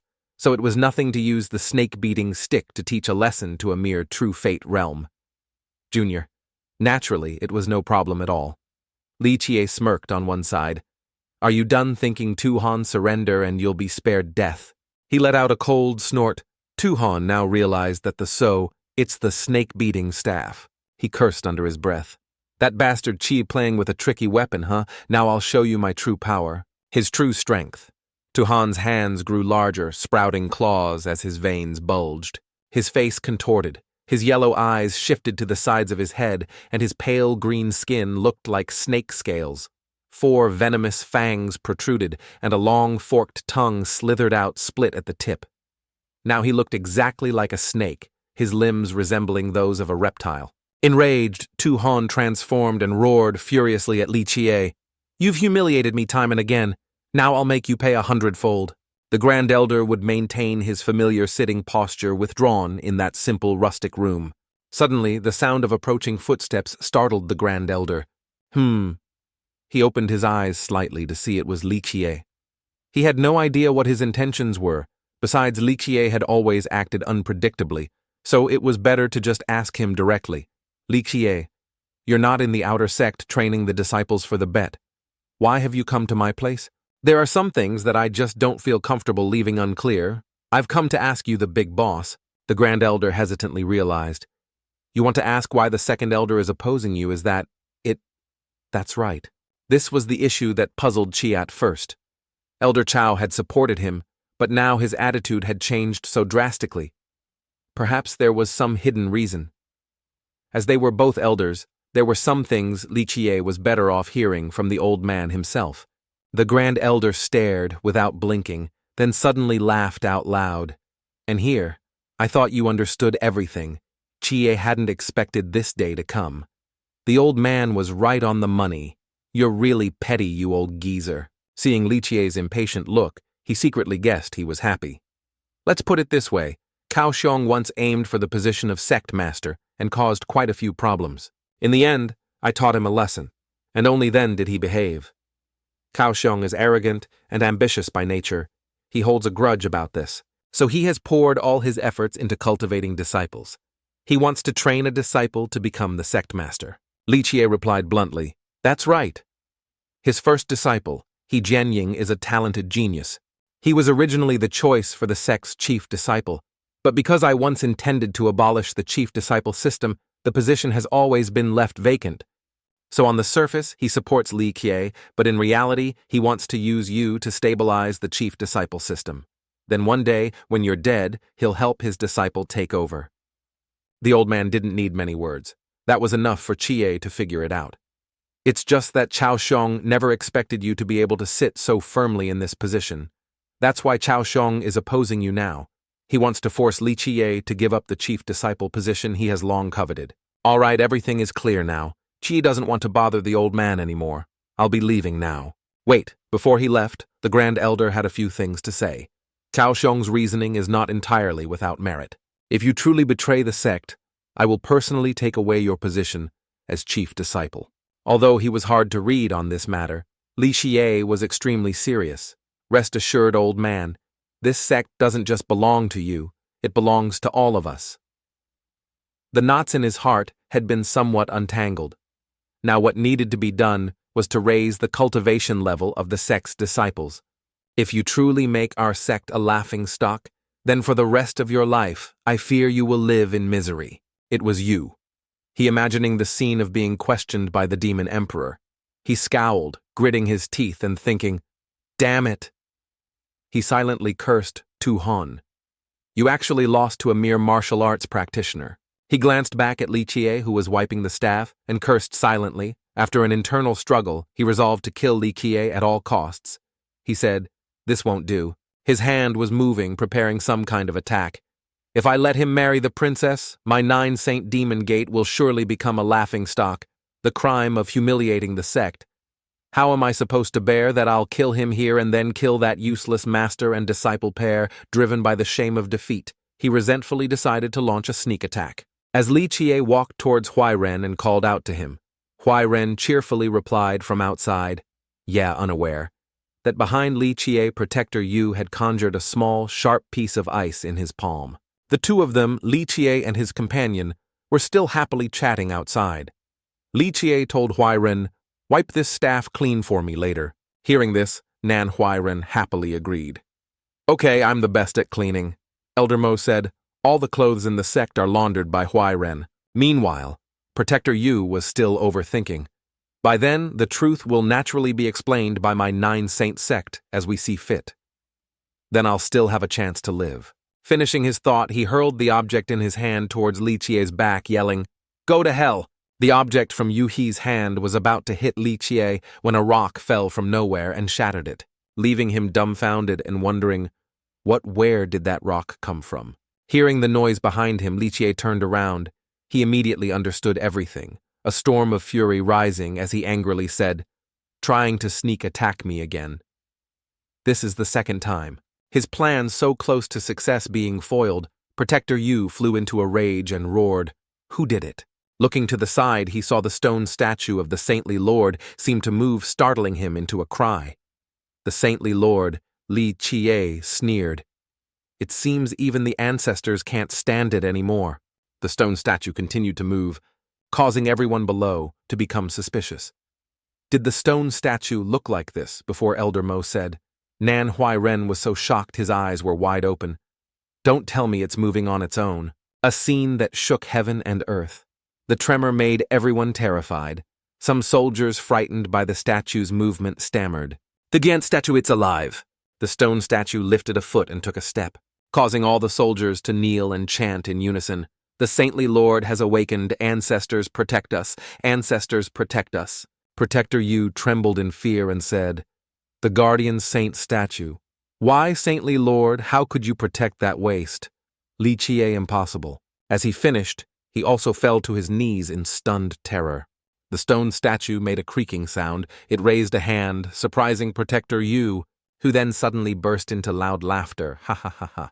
The statue's giant hand reached straight for Yu, he as if to grab him. A loud smack rang out. The massive stone hand had crushed Protector Yu, making everyone around tremble in fear. Some people stammered, It's out of control. Everyone fled in terror. The sound of frantic footsteps filled the air. Shouts of, the stone statue is out of control. Run were heard. In a corner, Li Qiye sat leisurely on the statue's foot, smirking as he spoke to Nan Huairen. Look at these descendants scared out of their wits, Nan Huairen said doubtfully. Senior brother Nan Huairen and Elder Mo asked at the same time. Nan Huairen wondered. This couldn't possibly be your doing too, right? Elder Mo asked. What on earth is going on? Li Qiye didn't answer yet. He recalled jumping onto the back of the statue's neck to find the password to activate it. He answered them. That's right, as long as you know the password, you can command these guardian stone statues. The answer made Manhwa look horrified and asked doubtfully, "Such a thing exists," Lichie replied. "If they had kept to the boundaries of a great sect, it would have been fine. But now this 9-saint demon gate doesn't play by the rules. In that case, let's annihilate them." As he spoke, Lichie gave a demonic sneer, a dark glint appearing in his eyes. Just as Lichie finished saying he wanted to annihilate the 9-saint demon gate, the saint statue's fist rose high, about to smash down and crush the crowd. But just then, thunder and lightning suddenly appeared in the sky and someone leaped down from above. Without a word, he immediately threw giant chains to bind the saint statue's arm. Then, with just one hand, he successfully suppressed the statue, forcing it to its knees. In the eyes of Manhwa and Elder Mo, this scene was incredibly formidable. But to Lichie, it was like showing off in front of an expert. The useless disciples below, having just escaped death, breathed a sigh of relief and said, "A master has arrived." Just then, a majestic voice echoed from the sky. It was the sect master of the 9, Saint Demon Gate, or rather the sun-revolving demon emperor who had sent a doppelganger. The old demon emperor pleaded with Lichie to stop saying that they could discuss anything calmly. After hearing this, Lichie just sneered in response. "Demon emperor, huh? You don't even dare to show your true self." At this, the demon emperor's voice continued to echo. He admitted his sect's fault, then told Lichie to calm the saint statue first, and then come to his hall for a cup of tea and a chat. Hearing this, Lichie agreed without hesitation. He smiled, putting on an extremely magnanimous expression, and said, "All right then, out of respect for you, I'll spare these people." Standing behind Manhwa was dumbfounded when he heard Lichie agree to meet the demon emperor. Hearing him say he spared them out of respect for the demon emperor, he blurted out, "In the end, who's showing respect to whom?" Later, in the deepest part of the 9-saint demon gate, which was the demon emperor's celestial hall, Lichie sat alone facing the demon emperor, completely unafraid. In fact, he adopted an arrogant posture with a smirk that showed he looked down on everyone.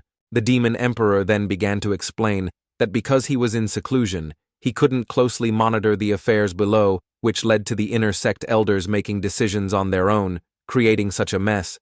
"I hope young Master Li can be magnanimous and forgive us." Hearing this, Lichie immediately understood the situation.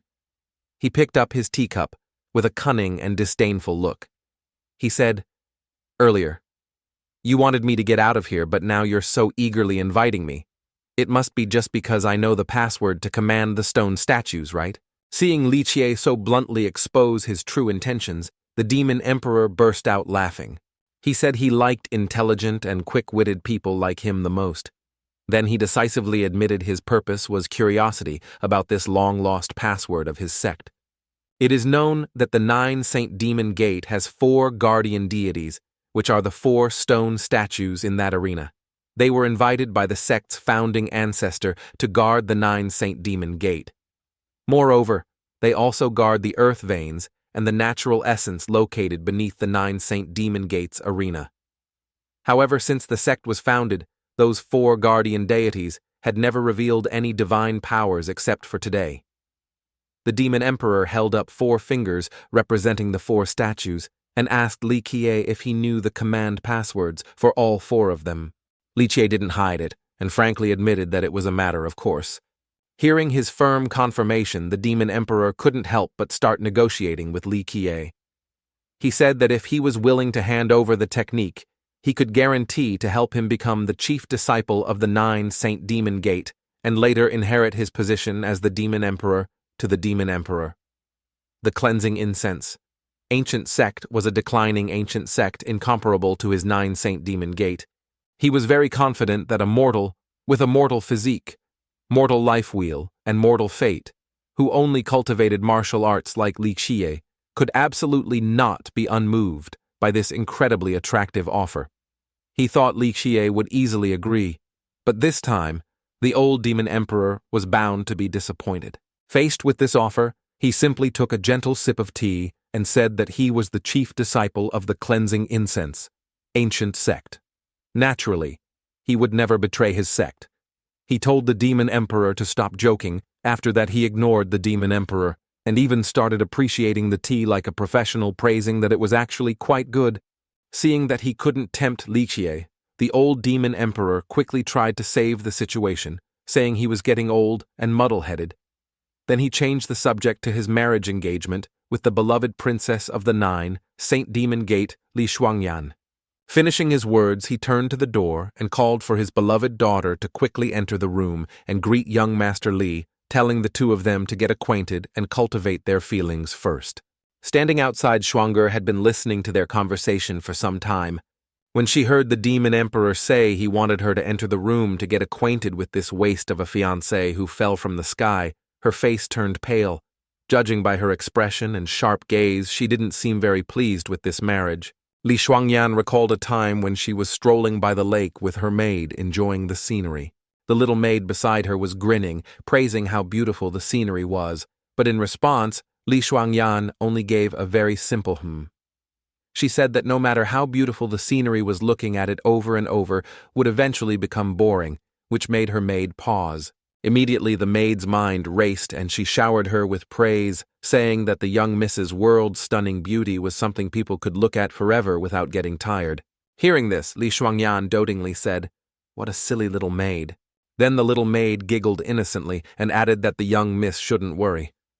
Once she completed her marriage engagement, wouldn't she be able to travel the world with her husband? Seeing her narcissistic attitude, little Zhu's eyes sparkled with adoration as she said, "That's right. A man worthy of my young miss simply doesn't exist." As if hearing a joke, this princess sneered confidently and said, "Little Zhu, do you think there's any man in this world worthy of me?" Returning to the present story in the celestial hall after Li Shuangyan saw Li Qiye's gloomy beauty, her mind flared up and she exclaimed, "What the hell is this? The person in my marriage engagement is a brat like this." Before she could compose herself, the old demon emperor continued to urge her to quickly enter the room and meet her fiancé. Thinking of her master, she decided to put an end to all her dissatisfaction here, because she could never repay the years of appreciation and nurturing from her master. Li Shuangyan reluctantly pushed the door open and took heavy steps into the room. As she walked, she thought to herself that as the princess of the Nine Saint Demon Gate, she must consider her master's will as her mission. After Li Shuangyan entered the room, Li Qiye looked at her beauty and just gave a light smile.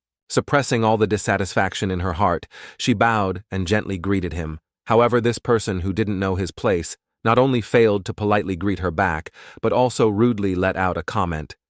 "You look all right." Hearing Li Qiye's words, Li Shuangyan trembled with anger.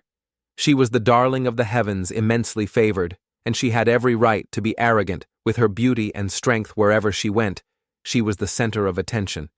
The talented young men who wanted to marry her could form a long line. She fumed internally. "What do you mean, look all right? Who the hell are you?" In her heart, she was continuously cursing Li Qiye as an ignorant brat. She resolved to teach him a lesson to vent her anger. But thinking was one thing. For now it was better to complete this marriage transaction first. So her thoughts were one thing, but her actions were another. She bowed her head, feigning gratitude, and thanked Li Qiye for his praise. Seeing the two of them starting to talk so harmoniously, the demon emperor couldn't help but eagerly get to the main point. "Little friend, you see." Before he could finish, Li Qiye cut in nonchalantly. "About this marriage engagement, I think we should just call it off." Both the old demon emperor and Li Shuangyan felt as if they had been struck by lightning upon hearing Li Qiye's words. The old demon emperor now understood that Li Qiye wasn't after power or wealth, nor did he need beauty. However, looking at him, he didn't seem like someone seeking the Tao either. He was extremely troubled, unable to figure out what his purpose was. He thought Li Qiye was feeling insecure because he was a mortal, with a mortal physique life wheel, and fate unworthy of his Shuang'er, who had peerless talent and an imperial physique. He started fabricating praises for Li Qiye, saying he saw an extraordinary aura in him, that he would surely achieve great things in the future, and was truly a good match for his Shuang'er standing beside him. Li Shuangyan's face turned crimson upon hearing this, unsure if it was from embarrassment or anger that her master would compare this waste to her. She forced a fake industrial smile, pretending to agree and continuing the demon emperor's words. "That's right. That's right. A husband and wife are one body. Who is stronger or weaker is just how outsiders perceive it. Her mouth said that, but inside she felt nauseous. She would never want to be husband and wife with Li Qie. Seeing the master and disciple pair the demon emperor and Li Shuangyan, completely misunderstanding his intentions, Li Qie had to speak up to stop them. This time he was even more blunt, telling Li Shuangyan that he was rejecting the marriage simply because he wasn't interested in her. This statement truly enraged the little princess. Li Shuangyan was stunned for 5 seconds, unable to believe that someone in this world would not want to marry her simply because he wasn't interested. Her heart truly exploded at that moment. She just wanted to tear him into 100 pieces. The old demon emperor didn't notice Shuanger standing motionless, like a statue beside him. He still hadn't given up, and pretending to understand, asked if Li Qie was still dissatisfied with the recent trial. He tried to explain that he knew nothing about it, and that it was all decided by the sect's elders. The 9 Saint Demon Gate would come to apologize, but canceling the marriage was impossible. He asked him, "I'm afraid this isn't the will of the cleansing incense ancient sect, is it?" Li Qie replied without hesitation, "That's right. I'm canceling this marriage on my own accord. It has nothing to do with any decision from my sect." He added that the demon emperor shouldn't bother himself with it. He pushed himself up from the floor, saying in short that was all he wanted to say. If the demon emperor had nothing else, he would take his leave. At this moment, the minds of the demon emperor and his disciple were filled with countless different thoughts. The little princess was furious, continuously cursing Li Qie as a stinking brat. The old demon emperor had a headache, not knowing what on earth Li Qie wanted. Only Li Qie was satisfied, pleased to have teased these two. The demon emperor and the little princess suppressed their anger, smiled cheerfully and wished Li Qie a safe journey, hoping to meet again later. Before leaving, Li Qie acted as if he had just remembered something. He turned and asked the old demon emperor if he still wanted the password related to the saint statue. Hearing this, the old demon emperor was secretly overjoyed. Pretending he had forgotten, he said, "Of course I want it." He thought Li Qie would hand over the password, but who would have guessed he would say something that stunned the master and disciple? "If you want it, have your precious princess join my cleansing incense, ancient sect." Before the other two could react, he added, "The marriage may be off, but I'm still short one handmaiden." Hearing this, Li Shuangyan trembled with rage. She couldn't believe she would be so continuously disrespected. It was a great humiliation. A favored daughter of heaven, like her admired by all, was now being spoken to so arrogantly by a fledgling brat who wanted her to be his handmaiden. In Li Shuangyan's eyes at this moment, Li Qie was utterly detestable. Outside, after returning to his room, Li Qie recounted everything to Elder Mo and Nan Huairen. When they heard that Li Qie not only wanted to cancel the marriage, but also dared to want the princess of the 9 Saint Demon Gate as his handmaiden, their minds went blank. Elder Mo just calmly asked him why Nan Huairen, however, couldn't be so calm. His face was pale and sweaty as he chided Li Qie. Even being whimsical has its limits, right? Was your talk about reviving the sect just empty words? Seeing their over-the-top reaction, Li Qie asked in return, "Do you two really think that becoming the son-in-law of the 9 Saint Demon Gate can revive our ancient sect?" He also firmly asserted, "In a few days, the princess of the 9 Saint Demon Gate will come to be a disciple of our sect. Compared to fulfilling the marriage, isn't this better?" Neither Nan Huairen nor Elder Mo had ever considered this before. Who could imagine the princess of one sect coming to another to be a handmaiden? The master-disciple pair. Elder Mo nodded in agreement that it would indeed be a wonderful thing. Li Qie didn't expect these two who had reacted so strongly just moments ago to now so easily believe his words. He acted very bored and said, "Aren't you two suspicious that I'm talking nonsense? This is no fun at all." After some thought, Nan Huairen worriedly asked, "What are we going to tell the first elder?" Li Qie indicated that there was nothing to worry about. The elders would surely understand their situation. As soon as they returned to the cleansing incense sect, the 3 of them were summoned to the elders' hall to be questioned about what happened at the 9 Saint Demon Gate. In the main hall, 4 elders were sitting facing Li Qie's group. After hearing the whole story, the second elder was furious. He gritted his teeth, called out Li Qie's name, and pointed directly at his face, accusing him of being a spy sent by the 9 Saint Demon Gate to the cleansing incense sect. Hearing this, the three of them felt 30% helpless and 70% bemused. The elders simply didn't understand what Li Qiye had said. Being directly accused by the second elder of being a spy for the 9 Saint Demon Gate, Li Qiye calmly asked on what basis he was making such a claim. He replied that today he would definitely expose Li Qiye's true face and make him reveal his true form. Then he began to use his own reasoning, explaining that first, the cleansing incense ancient order was not easy to obtain. But if this ancient order was given to him by the 9 Saint Demon Gate, it would be a different story because they had the ability to acquire it from the 3 old devils. Second, he brought up the fact that Li Qiye was originally a waste with a mortal physique and fate, yet he could successively defeat many elites of the 9 Saint Demon Gate. There must be something suspicious about this.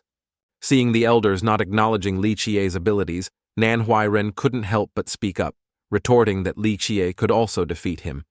This proved that Li Qiye was not the waste the second elder claimed he was. Before he could finish, the second elder shouted that Li Qiye being able to defeat him only proved how useless he was, even calling him a waste. Finishing his words, he brought out his third reason. He believed that Li Qiye's ability to easily command the saint statue of the 9 Saint Demon Gate was surely because he had some connection to them with this sect. Otherwise, how could an unrelated waste communicate with it? With the saint statue like that, this was something that even the sun-revolving demon emperor might not be able to do. Combining these 3 points, it all led to one conclusion. Li Qiye was a spy sent by the 9 Saint Demon Gate. He believed he was a confidant directly taking orders from the sun-revolving demon emperor. Finally, he concluded chillingly that Li Qiye was a mole sent by the old demon emperor to destroy the cleansing incense ancient sect. The 3 of them were speechless with him. Li Qiye, with his eyes half closed, disdainfully said, "Elder Cow, you really have a vivid imagination." He didn't hesitate to mock their cleansing incense sect, saying it was already on the verge of decline, so what talent or virtue did it have left? What could possibly make the 9 Saint Demon Gate willing to sacrifice the lives of 3 elite disciples? Seeing Li Qiye mock him like this, the second elder was agitated and about to rush forward to strangle him, but luckily, the first elder stopped him in time. The first elder spoke up temporarily, ignoring the second elder's reasoning, and turned to ask Li Qiye why he wanted to break off the engagement. Li Qiye shrugged and replied that there was no specific reason. He simply wasn't interested in Li Shuangyan. He also added that from the beginning they couldn't expect to revive a long-declined sect just through a marriage alliance. He stated his opinion of the sun-revolving demon emperor after interacting with him, saying that this person's heart was very deep and scheming. If the marriage didn't happen, it was fine, but if it did, he would definitely be used by him. Li Qiye propped up his chin confidently, saying that he had his own plans for the path to reviving the cleansing incense ancient sect. In Manhwa's eyes at this moment, Li Qiye seemed like a god who was motivating him. His eyes sparkled as he said he would also try his best. However, regarding the words of these 2 boys, the first elder didn't pay them any mind. He ignored the recent events and changed the subject to the fact that Li Qiye had truly passed the demon sect's trial. He allowed him to freely choose a technique, treasure, or weapon from the sect, seeing him say this. Li Qiye didn't continue the previous topic, but only praised that this was more like how an elder should act. After that, he happily intended to go choose a technique, and Elder Mo also turned to instruct Manhwa to go with Li Qiye. Of course, he happily agreed. Li Qiye followed Manhwa to the legendary treasure pavilion of the cleansing incense ancient sect. In front of the treasure pavilion stood a towering stone statue of the fierce crow.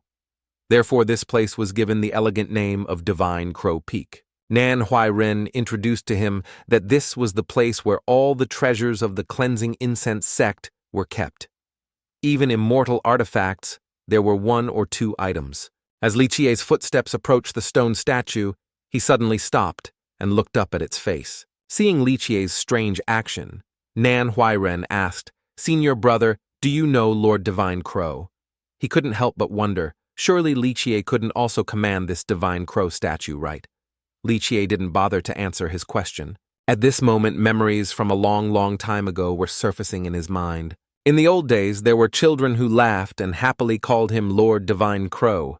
Back then, when the first-generation elders of the cleansing incense ancient sect finished building this fierce crow statue, they asked, "My lord, do you think this statue has an imposing air?"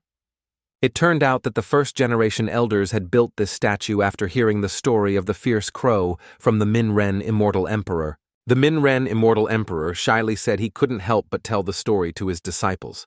At this time, the disciples of the Minren Immortal Emperor came forward one by one saying that, without Lord Divine Crow, their cleansing incense ancient sect would not have been established. The disciples agreed to henceforth call this mountain Divine Crow Pekin. The future cultivators from all directions who came to the ancient sect to pay homage would have to come here to offer tribute to Lord Divine Crow. And so Divine Crow Peak was born from this. At this point, the disciples rushed to the fierce crow, asking him to also teach them a few skills. Helpless, the fierce crow used the wooden staff that had once disciplined the Minren Immortal Emperor to send this noisy group of children flying with one move. Even after being beaten, the disciples continuously thanked Lord Divine Crow for deigning to instruct them. Returning to reality, Lichie now smiled and answered Nan Huairen's earlier question, saying he had never heard of the Divine Crow hearing.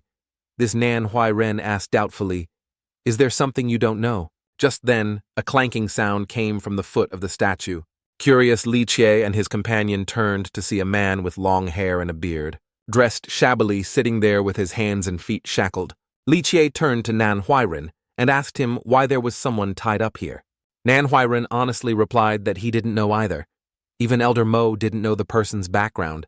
He added that some said he was a genius disciple of the sect, but because he committed a great crime, he was locked here for life to guard Divine Crow Peak. Hearing this, Lichie didn't ask any more questions. Instead, Nan Huairen did something unnecessary by reminding Lichie to be careful to avoid ending up like that. Lichie, however, interpreted it as a threat, which made Nan Huairen break out in a cold sweat. After climbing a few steps, they finally saw the entrance to the treasure pavilion. Nan Huairen couldn't help but mutter again that this was the most precious place in the cleansing incense sect, and the elders' best disciples often gathered here. This ancient courtyard was uniquely designed in a triangular shape. Each corner of the triangle housed a pavilion categorized as the Armory Pavilion, the Treasure Pavilion, and the Scripture Pavilion, respectively. Going inside, he proudly continued his introduction, saying this place held all the precious techniques of the entire sect. This was the very foundation of the cleansing incense ancient sect, in contrast to Nan Huairen's pride. Lichie's face was dejected as he complained, "Is this all that's left?" As soon as he finished speaking, he received quite a few dagger-like stares from the disciples around him. Nan Huairen shyly whispered in Lichie's ear, telling him to tone it down a bit. The feeling of being stared at was not pleasant at all. Lichie again showed a nonchalant expression, saying, "Why care about them?" Then he left his cowardly junior brother behind and hurried to the Scripture Pavilion to take a look first. Upon entering, Lichie and Nan Huairen realized they weren't the only ones. There were quite a few disciples inside choosing techniques or manuals that suited them. But from the moment Lichie stepped into the Scripture Pavilion, two pairs of eyes were watching him. First, a black-haired guy asked an orange-haired guy if he was the chief disciple. The other guy, looking at him with envy, replied, "That's right." The black-haired guy, already knowing, still pressed on. The waste with no cultivation foundation who became chief disciple by relying on the cleansing incense ancient order. The orange-haired guy added that Lichie didn't even have the aptitude for cultivation.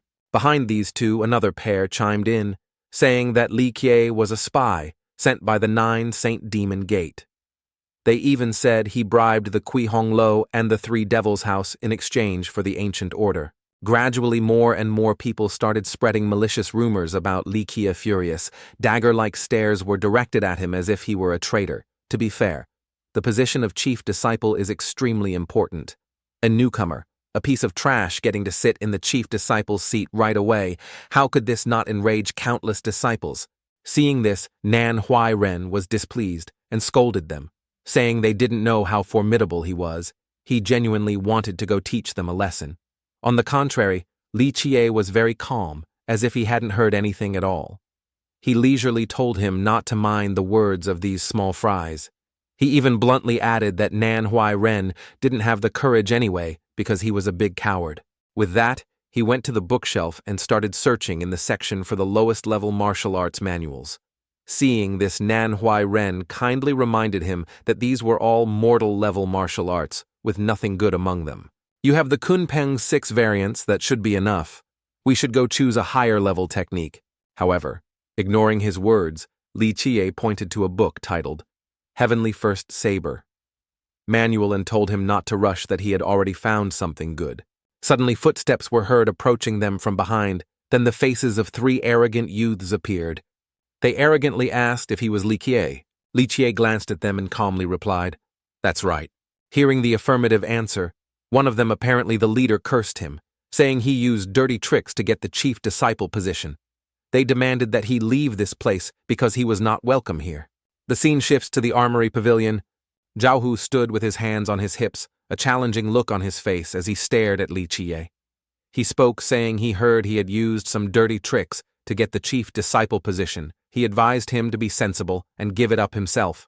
Otherwise, his future days would not be easy. One of the brothers behind Zhao Hu spoke up. Brother Zhao's lesson is very right. Manhwa saw Zhao Hu's actions and asked him what he wanted to do. Zhao Hu stared at Li Qie and asked if he was dissatisfied looking at him with that kind of gaze.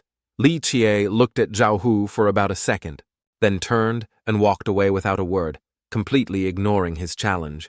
Li Qie continued to choose books because of Zhao Hu. He forgot where he had left off, ignored by Li Qie.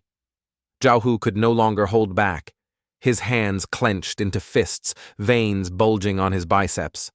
He roared, as if he wanted to rush forward and beat him to a pulp. Seeing Zhao Hu go crazy like this, Manhwa put a hand out to stop him, saying he was blatantly provoking Li Qie. Apologized to him quickly. Don't think that, just because you have seen your brother, he protecting you, you can act lawlessly. Zhao Hu smirked, then grabbed Manhwa by the collar, contemptuously saying, "Being Li Qie's dog has certainly made you braver." Zhao Hu wanted to teach that fake Li Qie a lesson, and Manhwa dared to interfere. He lifted him up and yelled at him to get out of the way and not obstruct him. Although Manhwa was lifted into the air, he was not afraid at all, still cursing Zhao Hu as an idiot. "Li Qie can kill a Heaven's Primal Realm expert with ease. I'm trying to save your life and you don't even appreciate it." Zhao Hu couldn't take it anymore and threw a punch at Manhwa.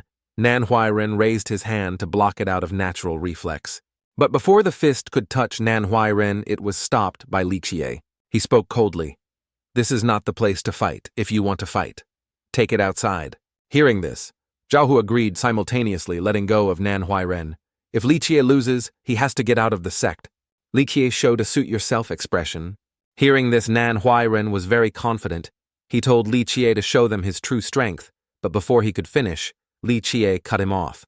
He said he'd let him fight Zhao Hu. "Show him your true strength. If you lose, I'll pack my bags and leave too." Hearing Li Qie say this, Manhwa's confident expression turned to shock and panic. His face was covered in sweat, unable to believe what he had just heard. Zhao Hu pointed his finger at Li Qie's face. "These are your own words. He didn't force you. The two of them will meet in the courtyard." Manhwa, being the one involved, was about to say, "Wait a moment." He hadn't even had time to process this information, but Zhao Hu's group had already left. Manhwa had no choice but to turn to Li Qie with a worried expression. "You've given me such a heavy responsibility." "I can't bear it," Li Qie reassured him, saying that as Elder Mo's disciple, Manhwa should be enthusiastic and have some spirit. Manhwa explained that Elder Mo follows the Buddhist path. Therefore, he was sent to teach outer sect disciples like him because his cultivation wasn't progressing. He was assigned to handle the sect's communications. Elder Mo didn't push him to train, either just told him to rest when he was tired and not to force himself. Li Qie listened to Manhwa, but his expression remained confident. He told him to rest, assured. With him here, he couldn't lose. Hearing this, Manhwa felt a bit more confident, but to be sure, he asked Li Qie again, "Is what you're saying true?" The scene shifts to the courtyard, where everyone from the academy has gathered around to watch the match between the two. Zhao Hu, carrying a saber almost as large as himself, stood opposite Manhwa. He taunted, "If you're afraid of dying, surrender. Now my great saber has no eyes." Manhwa was trembling all over, but he remained defiant, shouting for Zhao Hu to come at him as he was no pushover. Seeing Nan Huairen's anxiety, Li Jie reassured him, telling him not to be tense, as long as he listened to him. This Zhao Hu, a mere newborn tiger cub, was no match for him. The crowd around them started whispering upon hearing Li Jie's words. "Is this little brat in front of us really? Li Jie?" Nan Huairen looked at Li Jie as if he were a savior and asked him, "How should I fight?" Li Jie casually said, "Just fight however you want," leaving Nan Huairen dumbfounded. Seeing Nan Huairen distracted, Zhao Hu charged forward with his saber. "How dare you lose focus while fighting me?" Zhao Hu swung his saber straight at Nan Huairen.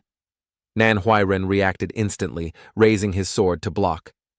Zhao Hu's strength was overwhelming. One move sent Nan Huairen flying backward. Nan Huairen cursed under his breath. "Damn it! I blocked it and it still wasn't enough. Fine, then I'll take the initiative." Putting his thoughts into action, Nan Huairen leaped up, using the curved water sword art, riding the waves to attack Zhao Hu. Zhao Hu's green-haired underling standing outside commented, "This Nan Huairen's fighting spirit is quite strong." The orange-haired one replied, "What's the use? The gap in their cultivation is too large. Zhao Hu fighting. Nan Huairen is like bullying a child." As soon as the orange-haired one finished speaking, Nan Huairen was sent flying backward by one of Zhao Hu's blows, crashing to the ground so hard that pebbles flew into the air. Seeing Nan Huairen's miserable state, Li Jie helped him up by his shoulder. He reminded him that he was using the curved water sword art incorrectly, then leaned in and whispered how to use it. 1,000 words of explanation are omitted here. Seeing Li Jie whispering to Nan Huairen, Zhao Hu laughed scornfully and sneered. One piece of trash teaching another piece of trash? How ridiculous. Zhao Hu was very smug at this moment, asking how much longer the two wanted to chat. He didn't have much time to wait for them. Just as Zhao Hu spoke, Li Jie had finished teaching the technique to Nan Huairen. Before returning to the fight, Li Jie asked Nan Huairen if he remembered everything he had said. He just grunted in confirmation that he remembered. This time, Nan Huairen returned much more confident, no longer trembling like before. He politely said that Zhao Hu had been waiting for a long time. Zhao Hu, still arrogant, snidely asked if their intimate moment was over. They were both straight men, and Zhao Hu's words were nothing short of an insult. Li Jie didn't say much, letting his actions speak. He channeled his internal energy, dispersing a water incantation around the area. Zhao Hu looked down on Li Jie's tactic. He even reminded him, "Without a water shield, you will die." But Li Jie's real purpose wasn't to use this hastily prepared technique to defeat Zhao Hu, but something else, something Nan Huairen was very good at. Li Jie analyzed that Nan Huairen's curved water sword art wasn't effective in actual combat, but when used for washing clothes, he was extremely skilled. Hearing this, Nan Huairen wondered if he was being praised. Li Jie didn't hold back his words, saying, "Of course," and praising him for being exceptionally talented. Li Jie told Nan Huairen not to use his second-rate sword skills to fight, but to use his first-rate technique and clean up his opponent as if he were laundry. Zhao Hu swung his sword, intending to land a final blow to finish off Nan Huairen at. That moment, Nan Huairen decided to use his curved water sword art for laundry. He imagined using soap bubbles to clean, sensing the movement of his opponent's actions. To put it simply, it was the soaking phase. Finally, by applying his laundry skills, he could sense where the force of the attack was coming from.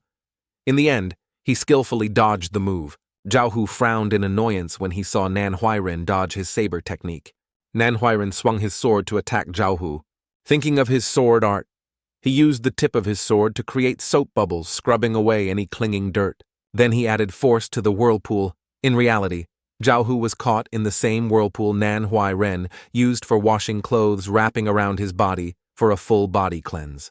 In other words, it was like scrubbing until the clothes tore. Finally, Thespin cycle, a force struck him directly, catching him off guard and sending him flying several hundred meters away. Zhao Hu crashed hard to the ground, his head spinning, snot and drool flying everywhere from being spun around multiple times. Nan Huairen had used his laundry technique to deal with Zhao Hu, leaving him sprawled on the ground, unable to get up.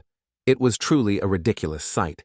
The green-haired and orange-haired underlings saw this and rushed to help Zhao Hu up. The green-haired one couldn't accept the fact that Zhao Hu had actually lost. The orange-haired one noticed something else. He was puzzled why Zhao Hu's clothes had become so clean after the fight. The green and orange-haired underlings, each supporting one of Zhao Hu's arms on their shoulders, ran away while turning back to issue a challenge. This isn't over. Li Qiye and Nanhui Ren you wait. Having won, Nanhui Ren was in a great mood. He turned back and praised Li Qiye for being amazing. Just a little guidance from him had made him so powerful, even defeating Zhao Hu, something he had never imagined.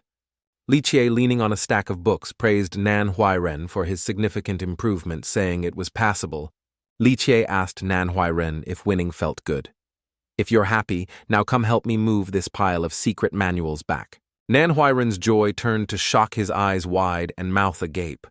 Seeing the pile of secret manuals in front of him, he had no idea when Li Qiye had found so many books. Nanhui Ren struggled all afternoon until late at night, finally managing to move the entire pile of secret manuals. After finishing, Nanhui Ren was puzzled. The elder had told Li Qiye to take only one secret manual, yet he had taken a whole pile like this. Li Qiye looked at the pile of books and insisted, "This is one book." Nanhui Ren was confused. No matter how he looked at it, it seemed like a pile of mortal martial arts records, not a single book. With a cunning glint in his eye, Li Qiye glanced at Nanhui Ren and replied, "I took the Mortal World Martial Arts Compiled Edition." Nanhui Ren didn't expect Li Qiye to play with words like that.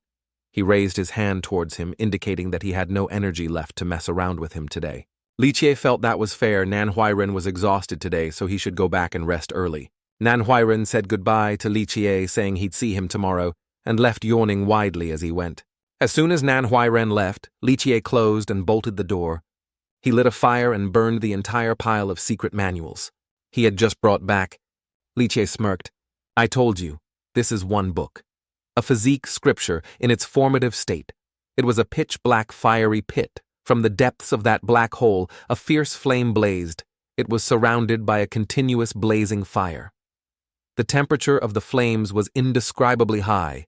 Ashes floated around, creating a truly eerie scene. Li Qiye stood there, watching the roaring flames.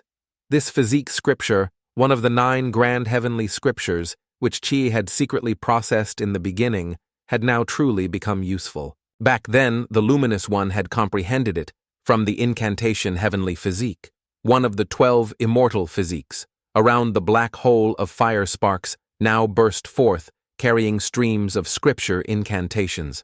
The sparks, each carrying an ancient character, began to form a vortex, swirling into a circle. The space expanded more and more, with thousands of characters flying in a circular whirlwind. Kie stood right at the center of the bright circle. He really wanted to see what he could comprehend. Thousands of ancient characters formed into streaks of fiery lightning.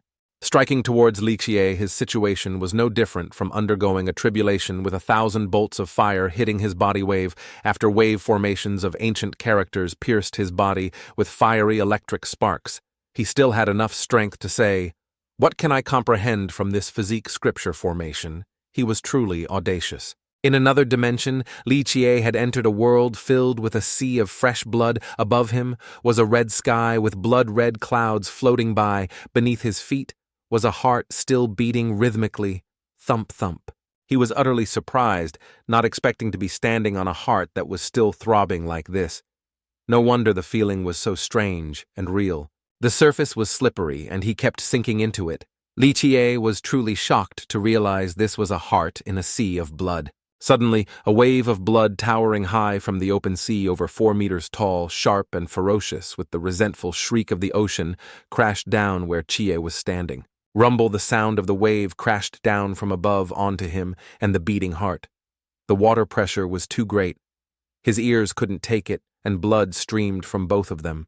Li Qiye sat in a daze, resting his 2 hands on his heart, whispering that the shock of the bloodline to the heart was so painfully intense. I wonder if he has ever been in love. Is this feeling similar to that one? Li Qiye coughed nonstop, panting heavily, but still spoke defiantly. Let me see just how terrifying this scripture formation is. Blood dripped incessantly from his eyes and mouth. One hand clutched his chest. The sea of blood fell silent, becoming unusually quiet, signaling that a stronger disaster was coming. He sat waiting on that still-beating heartstone, looking out at the vast sea like a blood-soaked sunset. Then he wondered to himself, Is it over already? Suddenly the water's surface trembled. He lost his balance, shaken by the violently pulsating heart. It turned out to be another great flood with a dozen tsunamis towering high above, crashing towards him once again. Liche for the first time seemed unable to bear it with his shoulders, eyes, nose, mouth, and all 5 senses. He said to himself, "This can't be real, can it?" It seems he still wasn't ready to welcome such a powerful tsunami. The scene was filled with the color red, his blood mixing with the blood of the sea. The next day elsewhere, the sky was bright and clear at dawn with green clouds and a cool breeze. Manhwa was jogging around the courtyard. Suddenly, a shadowy figure with an unclear face appeared on the training ground. It shot out 2 short swords enveloped in a blue light towards Huainan. Reacting instinctively, Huainan jumped back and shouted, "Who's there?" Liu Yuan spoke with a challenging tone. "Well, if it isn't the lackey of our chief disciple." "Still looking like a piece of trash, huh?" he said mockingly, belittling him. "What a way to greet someone on such a beautiful day, really knows how to ruin the mood." Liu Yuan looked at Manhwa and said, "What's the hurry? Come and talk to your big brother." Huainan scratched his head and said he was on official business. "Brother, please don't make things difficult for me." This big brother arrogantly said, "I don't care what official business you have. You injured my junior brother Zhao Hu. I must get justice for him." Manhwa was in a difficult position, just scratching his head dumbly, not knowing how to respond. Just then, Fang Mingtong, heroic and handsome with a radiant appearance, stepped forward to speak for Huainan. Fang Mingtong said to senior brother Liu, "I hope you won't cause trouble for Huainan. If Huainan has official business, please let him go. If you have any grudges, you can come find me." Mingtang's eyes were large and sparkled like stars. His face was spirited, and his stature was tall. He really looked like the righteous image of a gentlemanly hero. Huainan stared at him with his mouth agape. "You trick me once, I'll rob you. Once. Keep it up, I appreciate you, hired hand." Liu Yuan leaped down from the training ground and approached the 2 fellow disciples of the cleansing incense ancient sect. He said, "Well, isn't this Fang Mingtang, the senior brother of the outer sect trash?" He still held the short sword in his hand, its wavy blade sharp-tipped. He accelerated, using his power to point the sword at Mingtang's neck, and continued, "A senior brother is just a piece of trash with a slightly higher status." In this precarious situation, Fang Mingtang broke out in a cold sweat and said, "Liu Yuan, don't push people too far." His neck was tilted back, a sharp sword pointed right at his throat. Any mistake would mean instant death. Liu Yuan challenged the senior brother right after ambushing him. "Can you even make a move against me?" Standing between the two, Manhwa was confused and didn't know what to do. From behind, Liu Yuan Lichie's voice echoed, "How about you fight me?" Back then, the cleansing incense ancient sect didn't distinguish between the inner and outer sects. Why is it now imitating those secular sects with such practices? Liu Yuan couldn't believe it. When did Chie appear? And this small young person is Li Chie. At this moment, Chie spoke again. "That's right. You see your chief senior brother and still don't bow." He seemed to have just escaped from the physique scripture formation, covered in blood. His clothes and hair were all stained with it. Half of his face was covered in blood, and 2 streams of fresh blood flowed from his mouth. He was a bloody mess. Yet he still had that familiar smug smile on his face. Manhwa asked senior brother, "What happened? Why are you covered in blood?" Mingtang's sparkling eyes widened again. "You are the chief senior brother." He immediately knelt on one knee before Chie, announcing, "Outer sect's first disciple. Fang, Mingtang, pays his respects to the chief senior brother." On the side, Huainan kept calling out "Senior brother, senior brother, why is your body so bloody?" his face full of worry. Liu Yuan brandished the short blade in his hand, challenging Chie Humph, a piece of trash who got his position illegitimately. "You dare show off your power." He smirked maliciously, full of arrogance. "Do you dare fight me? I'll show you just how much weight I carry as." He spoke. He licked the blade. It's a mystery how he didn't cut his own tongue, but it seemed Liu Yuan didn't notice that no one cared what he was saying. Manhwa was busy cleaning Chie's clothes. Qi urged him, "Hurry up and clean my body a little." Poof, whoosh. With a bit of channeled energy, he pushed off the dirt and blood. A blast of water power left him clean, fragrant, neat, and handsome. Even if he's a little short, his power is unrivaled. Liu Yuan on the side was furious. His eyes, looking like they were highlighted and bullet-shaped, watched the two of them grooming themselves, completely ignoring him. He craned his neck and shouted, "Listen to me obediently." All right, now Li Chie was also cleaned up, sparkling like new. He said, "Go on. Tell me how you want to fight, I'll take it all." Liu Yuan lost his temper, yellow veins popping on his face. What kind of species was he to have yellow veins? He cursed. "Damn you, Li Chie, we fight here and now." Liu Yuan was now in his beastman form, half human, half beast. The fins of a winged reptile grew on his face, forming a layer of scales that covered it. Like a helmet, he said, "Don't think I'll underestimate you just because your cultivation is low." He unfurled his yellow bat-like wings, still holding the pair of short swords. Baring his sharp fangs, he hissed that he would use his strongest form to crush Qi, wanting him to know what despair felt like. Nan Huairen and Fang Mingtang stood there watching his transformation. This was the golden-scaled winged serpent form. Li Chie wondered why it was a snake again. Liu Yuan attacked him suddenly from above, not forgetting to shout, "Hand over your life." He stepped 1 foot back, taking a stance, and focused his power into one leg, his backhand, then created a blazing fire right in his palm. Chie said, "You've come at the right time. I just learned an ancient scripture form and haven't had a place to test it. Meeting a winged serpent beast form here is very convenient for a guinea pig." The fiery punch struck Liu Yuan's short sword head-on. A powerful pressure wave was generated around them, and the short sword shattered into many pieces. But Chie's hand remained intact, the flame still burning brightly in his fist. Chie's 2 disciples, one after the other, exclaimed, Senior brother, what did you manage to cultivate last night?" Liu Yuan was so shocked he could only utter what he couldn't believe his eyes. How strange, everyone said he had a mortal physique and a mortal fate. What mortal physique? This is clearly the domain-suppressing divine physique. Liu Yuan, being cautious, jumped back a distance. It seems he had smelled danger. Looking at Li Chie's strange arm-red veins like fresh blood spread in winding irregular patterns. His arm was engulfed in a blood-red flame. This fear paralyzed him temporarily. He feared he would lose his life if he continued to fight like this. The scene shifts to a room in the second elder's house. At this time, second elder Cao Xiong was talking with his disciple Jian Yingyit. Turned out they hadn't given up, and had secretly sent people to follow Li Chie. The second elder calmly poured tea in front of Jian Ying and asked how the investigation he had assigned was going. After hearing this, Jian Ying respectfully clasped his hands and replied that he had found out that after entering the scripture pavilion, Li Chie had chosen a total of 108 mortal martial arts manuals. Hearing this, Cao Xiong frowned suspiciously, wondering what Li Chie would do with so many martial arts techniques.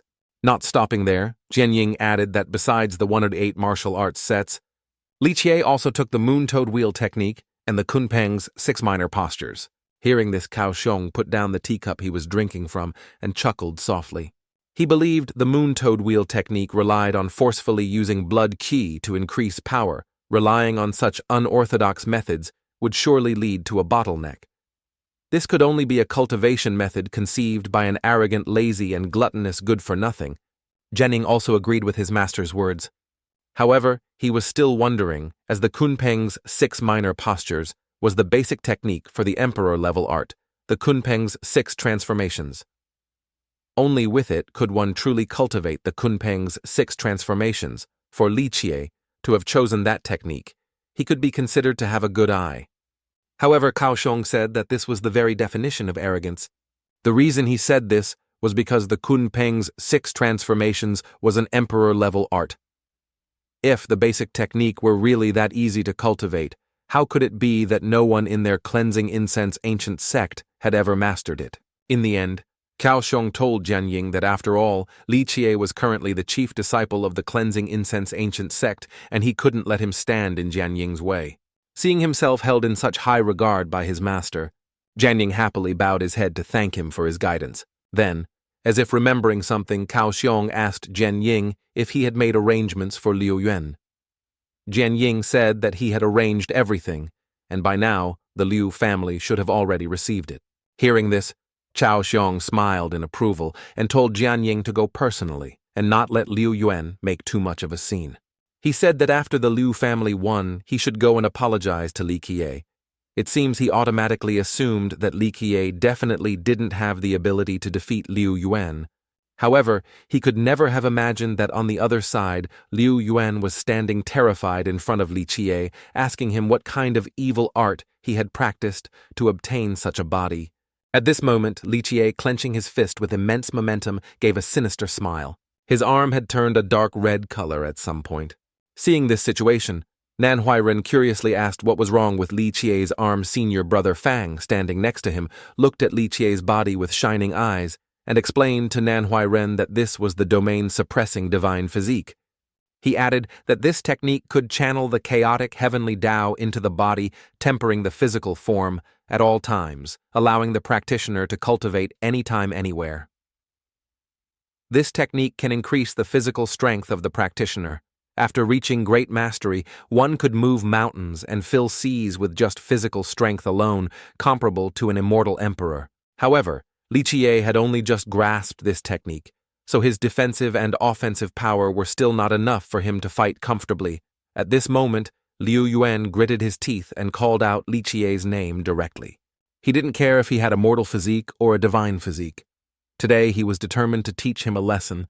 With that, he threw away the broken saber in his hand and pulled out another one. Liu Yuan's hand shot out a blue light that fell onto the saber. Then he used his own psychic power to extend the saber's size. He swung the saber, pointing it at Li Qiye, and said, "Let's do this again." At this moment, Liu Yuan suddenly leapt high into the air, looking down at Li Qiye. His wings allowed him to maintain a flying posture in the air. The Liu family believed that strengthening one's physical body was nothing special. He was confident that his golden-scaled winged serpent had an advantage in the air, which would give him a better chance to easily break through Li Qiye's defenses. However, after blinking, Li Qiye suddenly disappeared from where he stood. Liu Yuan was bewildered, unable to see him. Just then, the man named Liu was startled, because Li Qiye had somehow moved behind him without him noticing. Before he could get his bearings, Li Qiye's voice rang out, "Where are you looking, kid? Your grandpa is up here in the sky." With that, he swung his fist hard at Liu Yuan. But surprisingly, this time he was able to dodge his attack. Seeing that his attack couldn't hit the man named Liu, Li Qiye was disappointed. It seemed he still needed more time to better cultivate this technique. After dodging Li Qiye's attack, Liu Yuan gradually stabilized himself in the air. He looked at Li Qiye, a person with a mortal physique who could also float in the air. This startled him, and he couldn't understand how he could stand so easily in the air. Li Qiye calmly crossed his arms and replied, "Is being able to fly that great? What's all this nonsense you're shouting about?" Those watching the match could now clearly see that Li Qiye had used some technique that condensed into a pair of black wings on his back, allowing him to fly. Nan Huairen and senior brother Fang, seeing that Li Qiye could fly, couldn't help but wonder when he had learned to do so. Senior brother Fang now looked at him with eyes sparkling like stars, praising him, repeatedly saying the chief disciple was indeed powerful, unlike ordinary people. As for the man named Liu, after his initial surprise, he snorted coldly and began to acknowledge that Li Qiye was not as useless as the rumors claimed. However, this didn't affect Liu Yuan's fighting spirit at all. He thought, so what if Li Qiye can fly? What can he do to me? With that, he decisively pointed his sword and flew straight towards where Li Qiye was standing, still extremely confident that with Li Qiye's meager skills he could never win. Just as the sharp sword was about to strike Li Qiye, he suddenly ducked his head to dodge. Then he threw a powerful punch at the man named Liu's face. However, this time he managed to tilt his head and dodge it. Liu Yuan taunted that his striking speed was too slow to do anything to him. Then he continued to swing his sword at Li Qiye. This time, he managed to hit him. Li Qiye crossed his hands in an X to block the recent blow, preventing it from piercing him. The force of this sword strike sent him flying quite a distance, widening the gap between them. Seeing Li Qiye block this move of his, Liu Yuan was quite surprised. But he immediately switched to a new technique. He channeled psychic power into his sword, magically extending the hilt. The sword had now turned into a long spear. Liu Yuan, holding the long spear with both hands, attacked Li Qiye. He guessed that he wouldn't be able to resist much longer.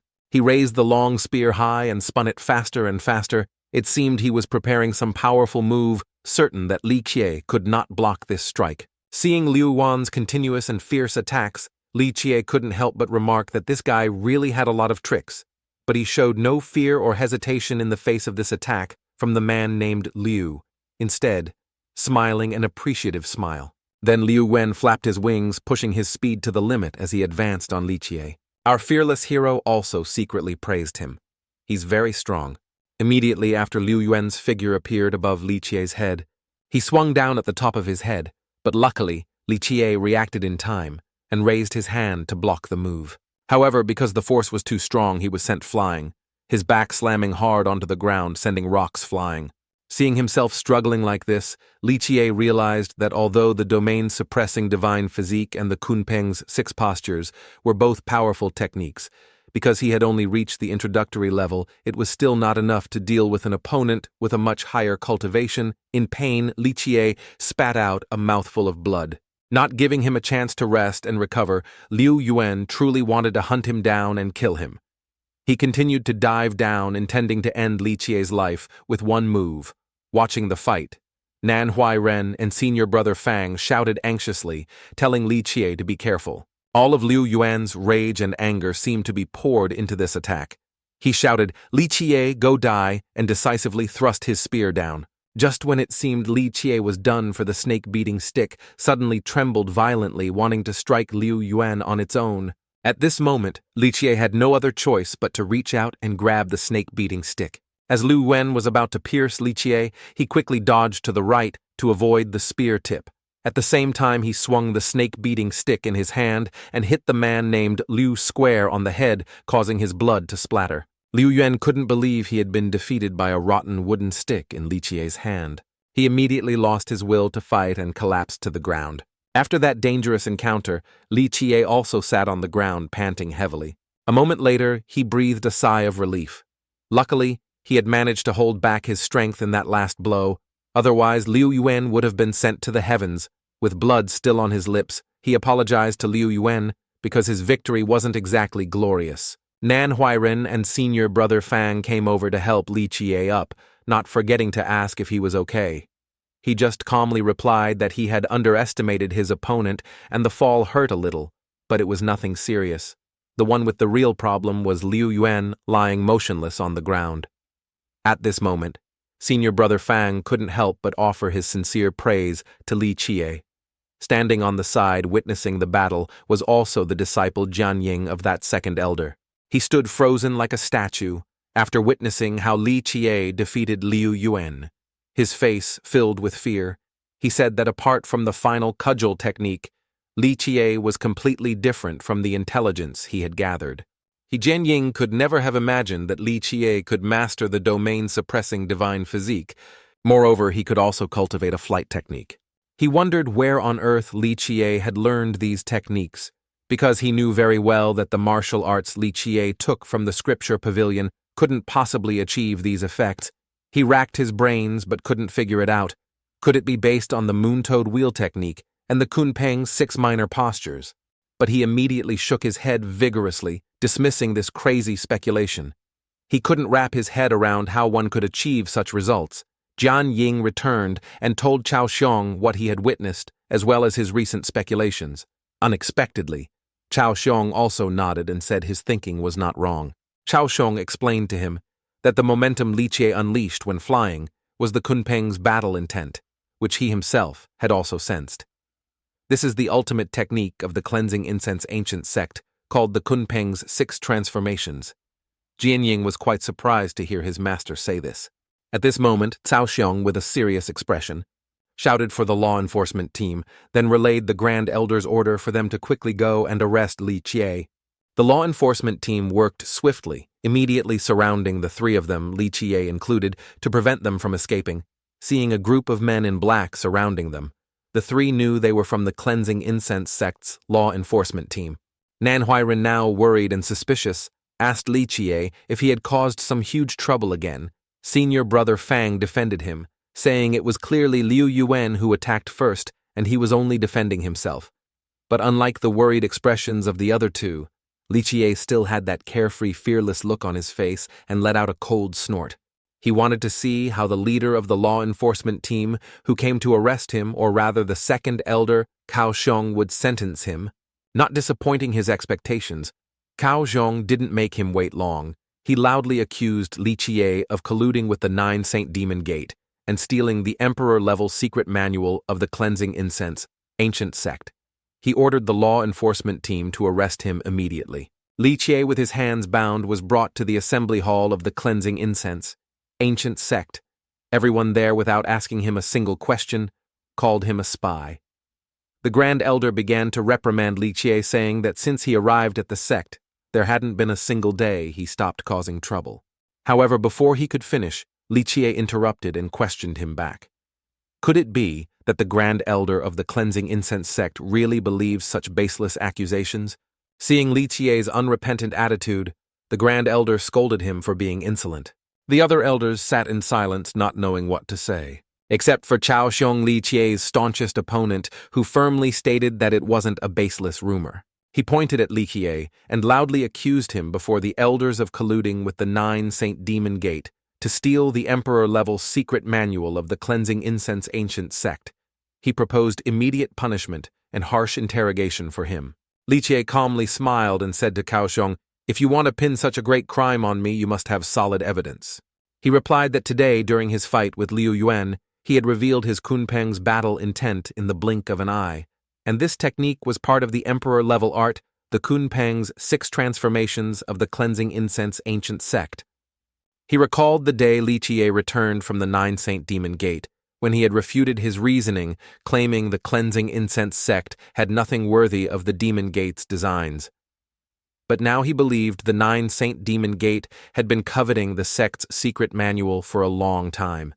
He continued with his speculation that the 9 Saint Demon Gate might have developed a secret art to hide cultivation, allowing Li Qiye to feign a mortal body and then stage a grand play coordinating from the inside and outside. Finally, he said he might have used some method to get the secret manual from the scripture pavilion, hiding it within the pile of mortal martial arts to deceive others.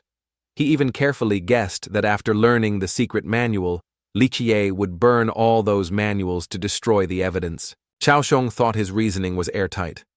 Luckily, because Li Qiye was arrogant and conceited, he had accidentally released the Kunpeng's battle intent and exposed himself.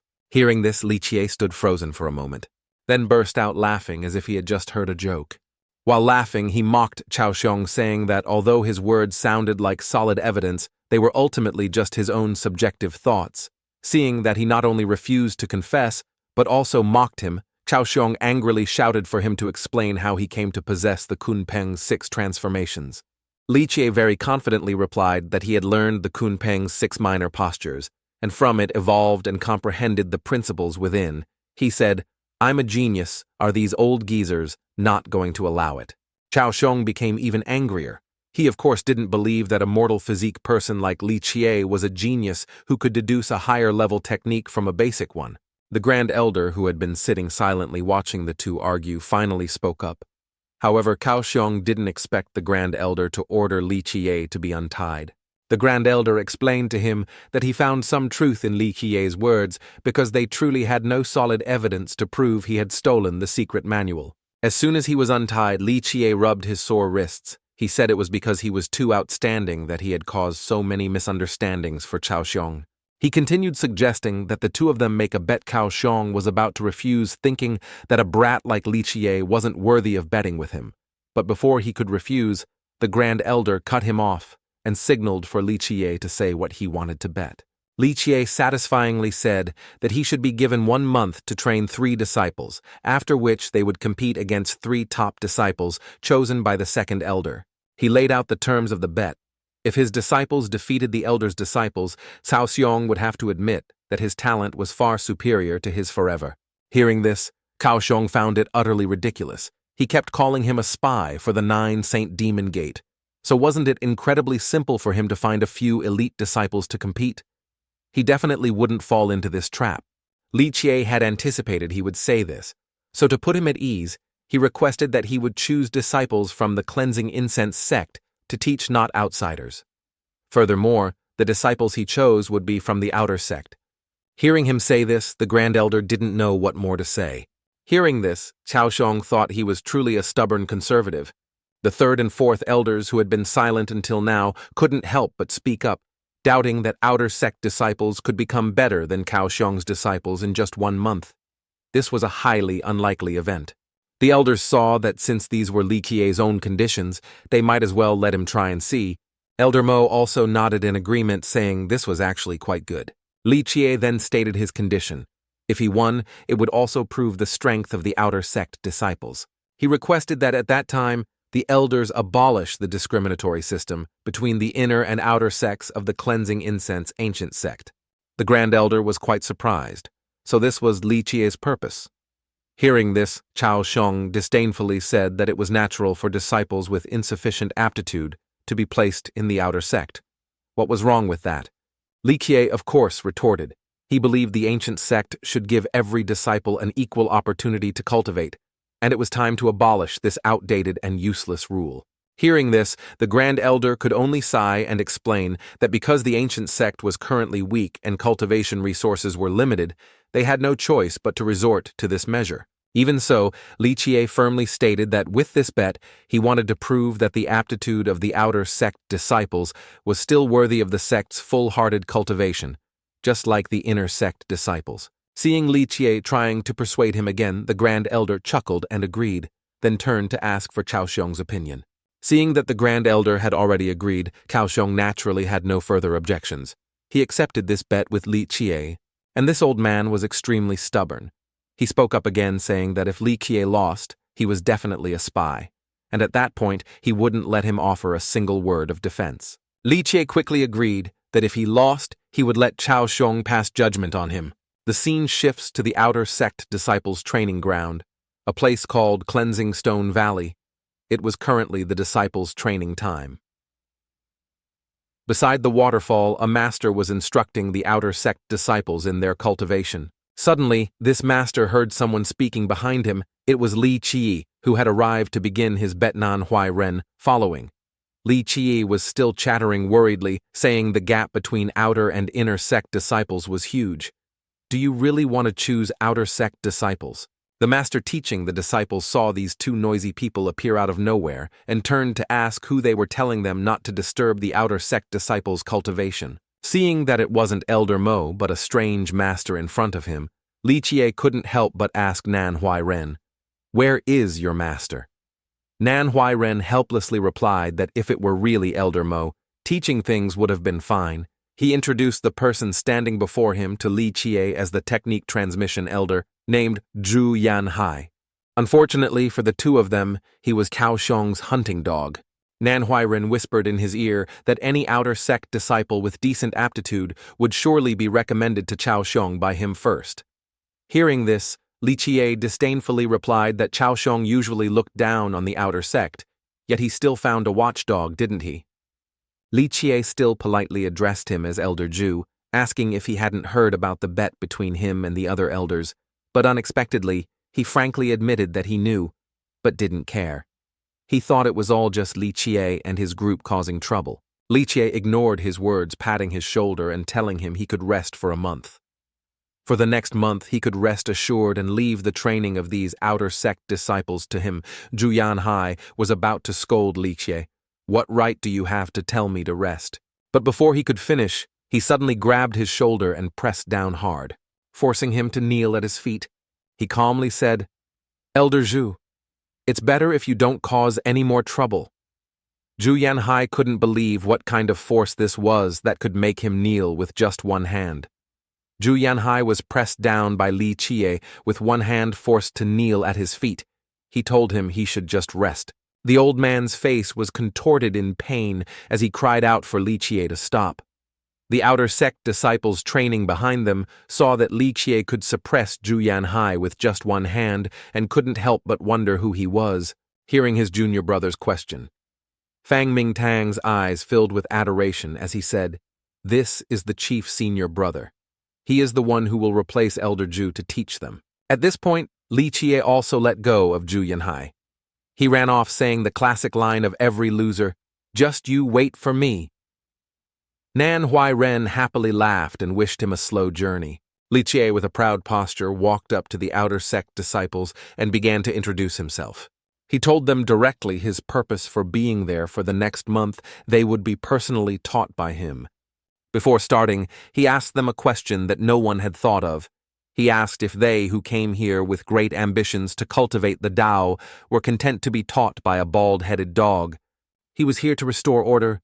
Li Jie pointed and declared that after winning the bet with Chao Xiong, the cleansing incense ancient sect would no longer have a distinction between inner and outer sects. He wanted them to accept his teaching and break this unjust rule together. One would think that upon hearing this news, these outer sect disciples would be excited and eager to respond.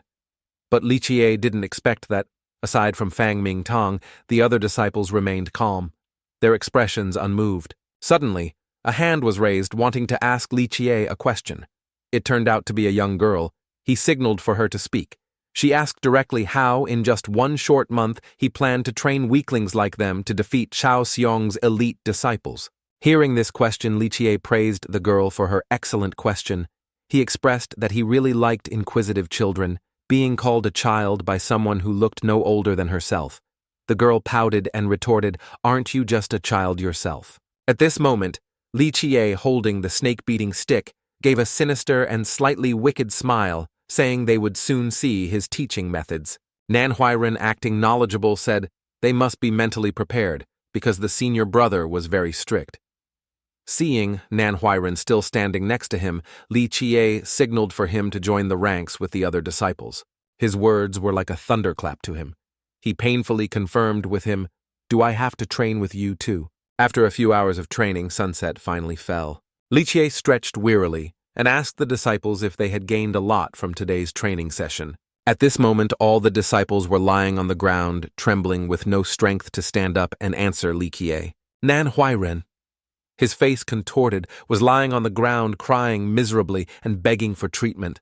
Behind Li Jie, a large medical team was already waiting. It turned out he had already contacted the medical team to ensure everyone could receive the best treatment and that no one would die. These medics gave a thumbs up, telling everyone to rest assured and leave the treatment to them. A medic came to treat the girl Luo Jianing, who was sitting on the ground with a few bumps on her head. He assured her that they were just superficial wounds and would be healed by tomorrow. Manhwa dragged himself to a medic, saying he was severely injured and couldn't move, but to his surprise, the medic also told him he was just exhausted and would be fine after a little rest. Hearing the medic's words, Li Jie announced that training would continue tomorrow, making Manhwa cry out in despair. Li Jie calmly turned his back and announced their training schedule for the month, sparring with him in the morning, receiving emergency medical treatment in the afternoon. It turned out his training method was simply fight, fight, fight, and fight. If they didn't want to be beaten to a pulp like this every day, they had better try to get stronger. Hearing this, the entire group trembled and cried, missing their parents and wanting to go home, because for the next month they would be beaten miserably and continuously, every morning as usual if there was nothing important.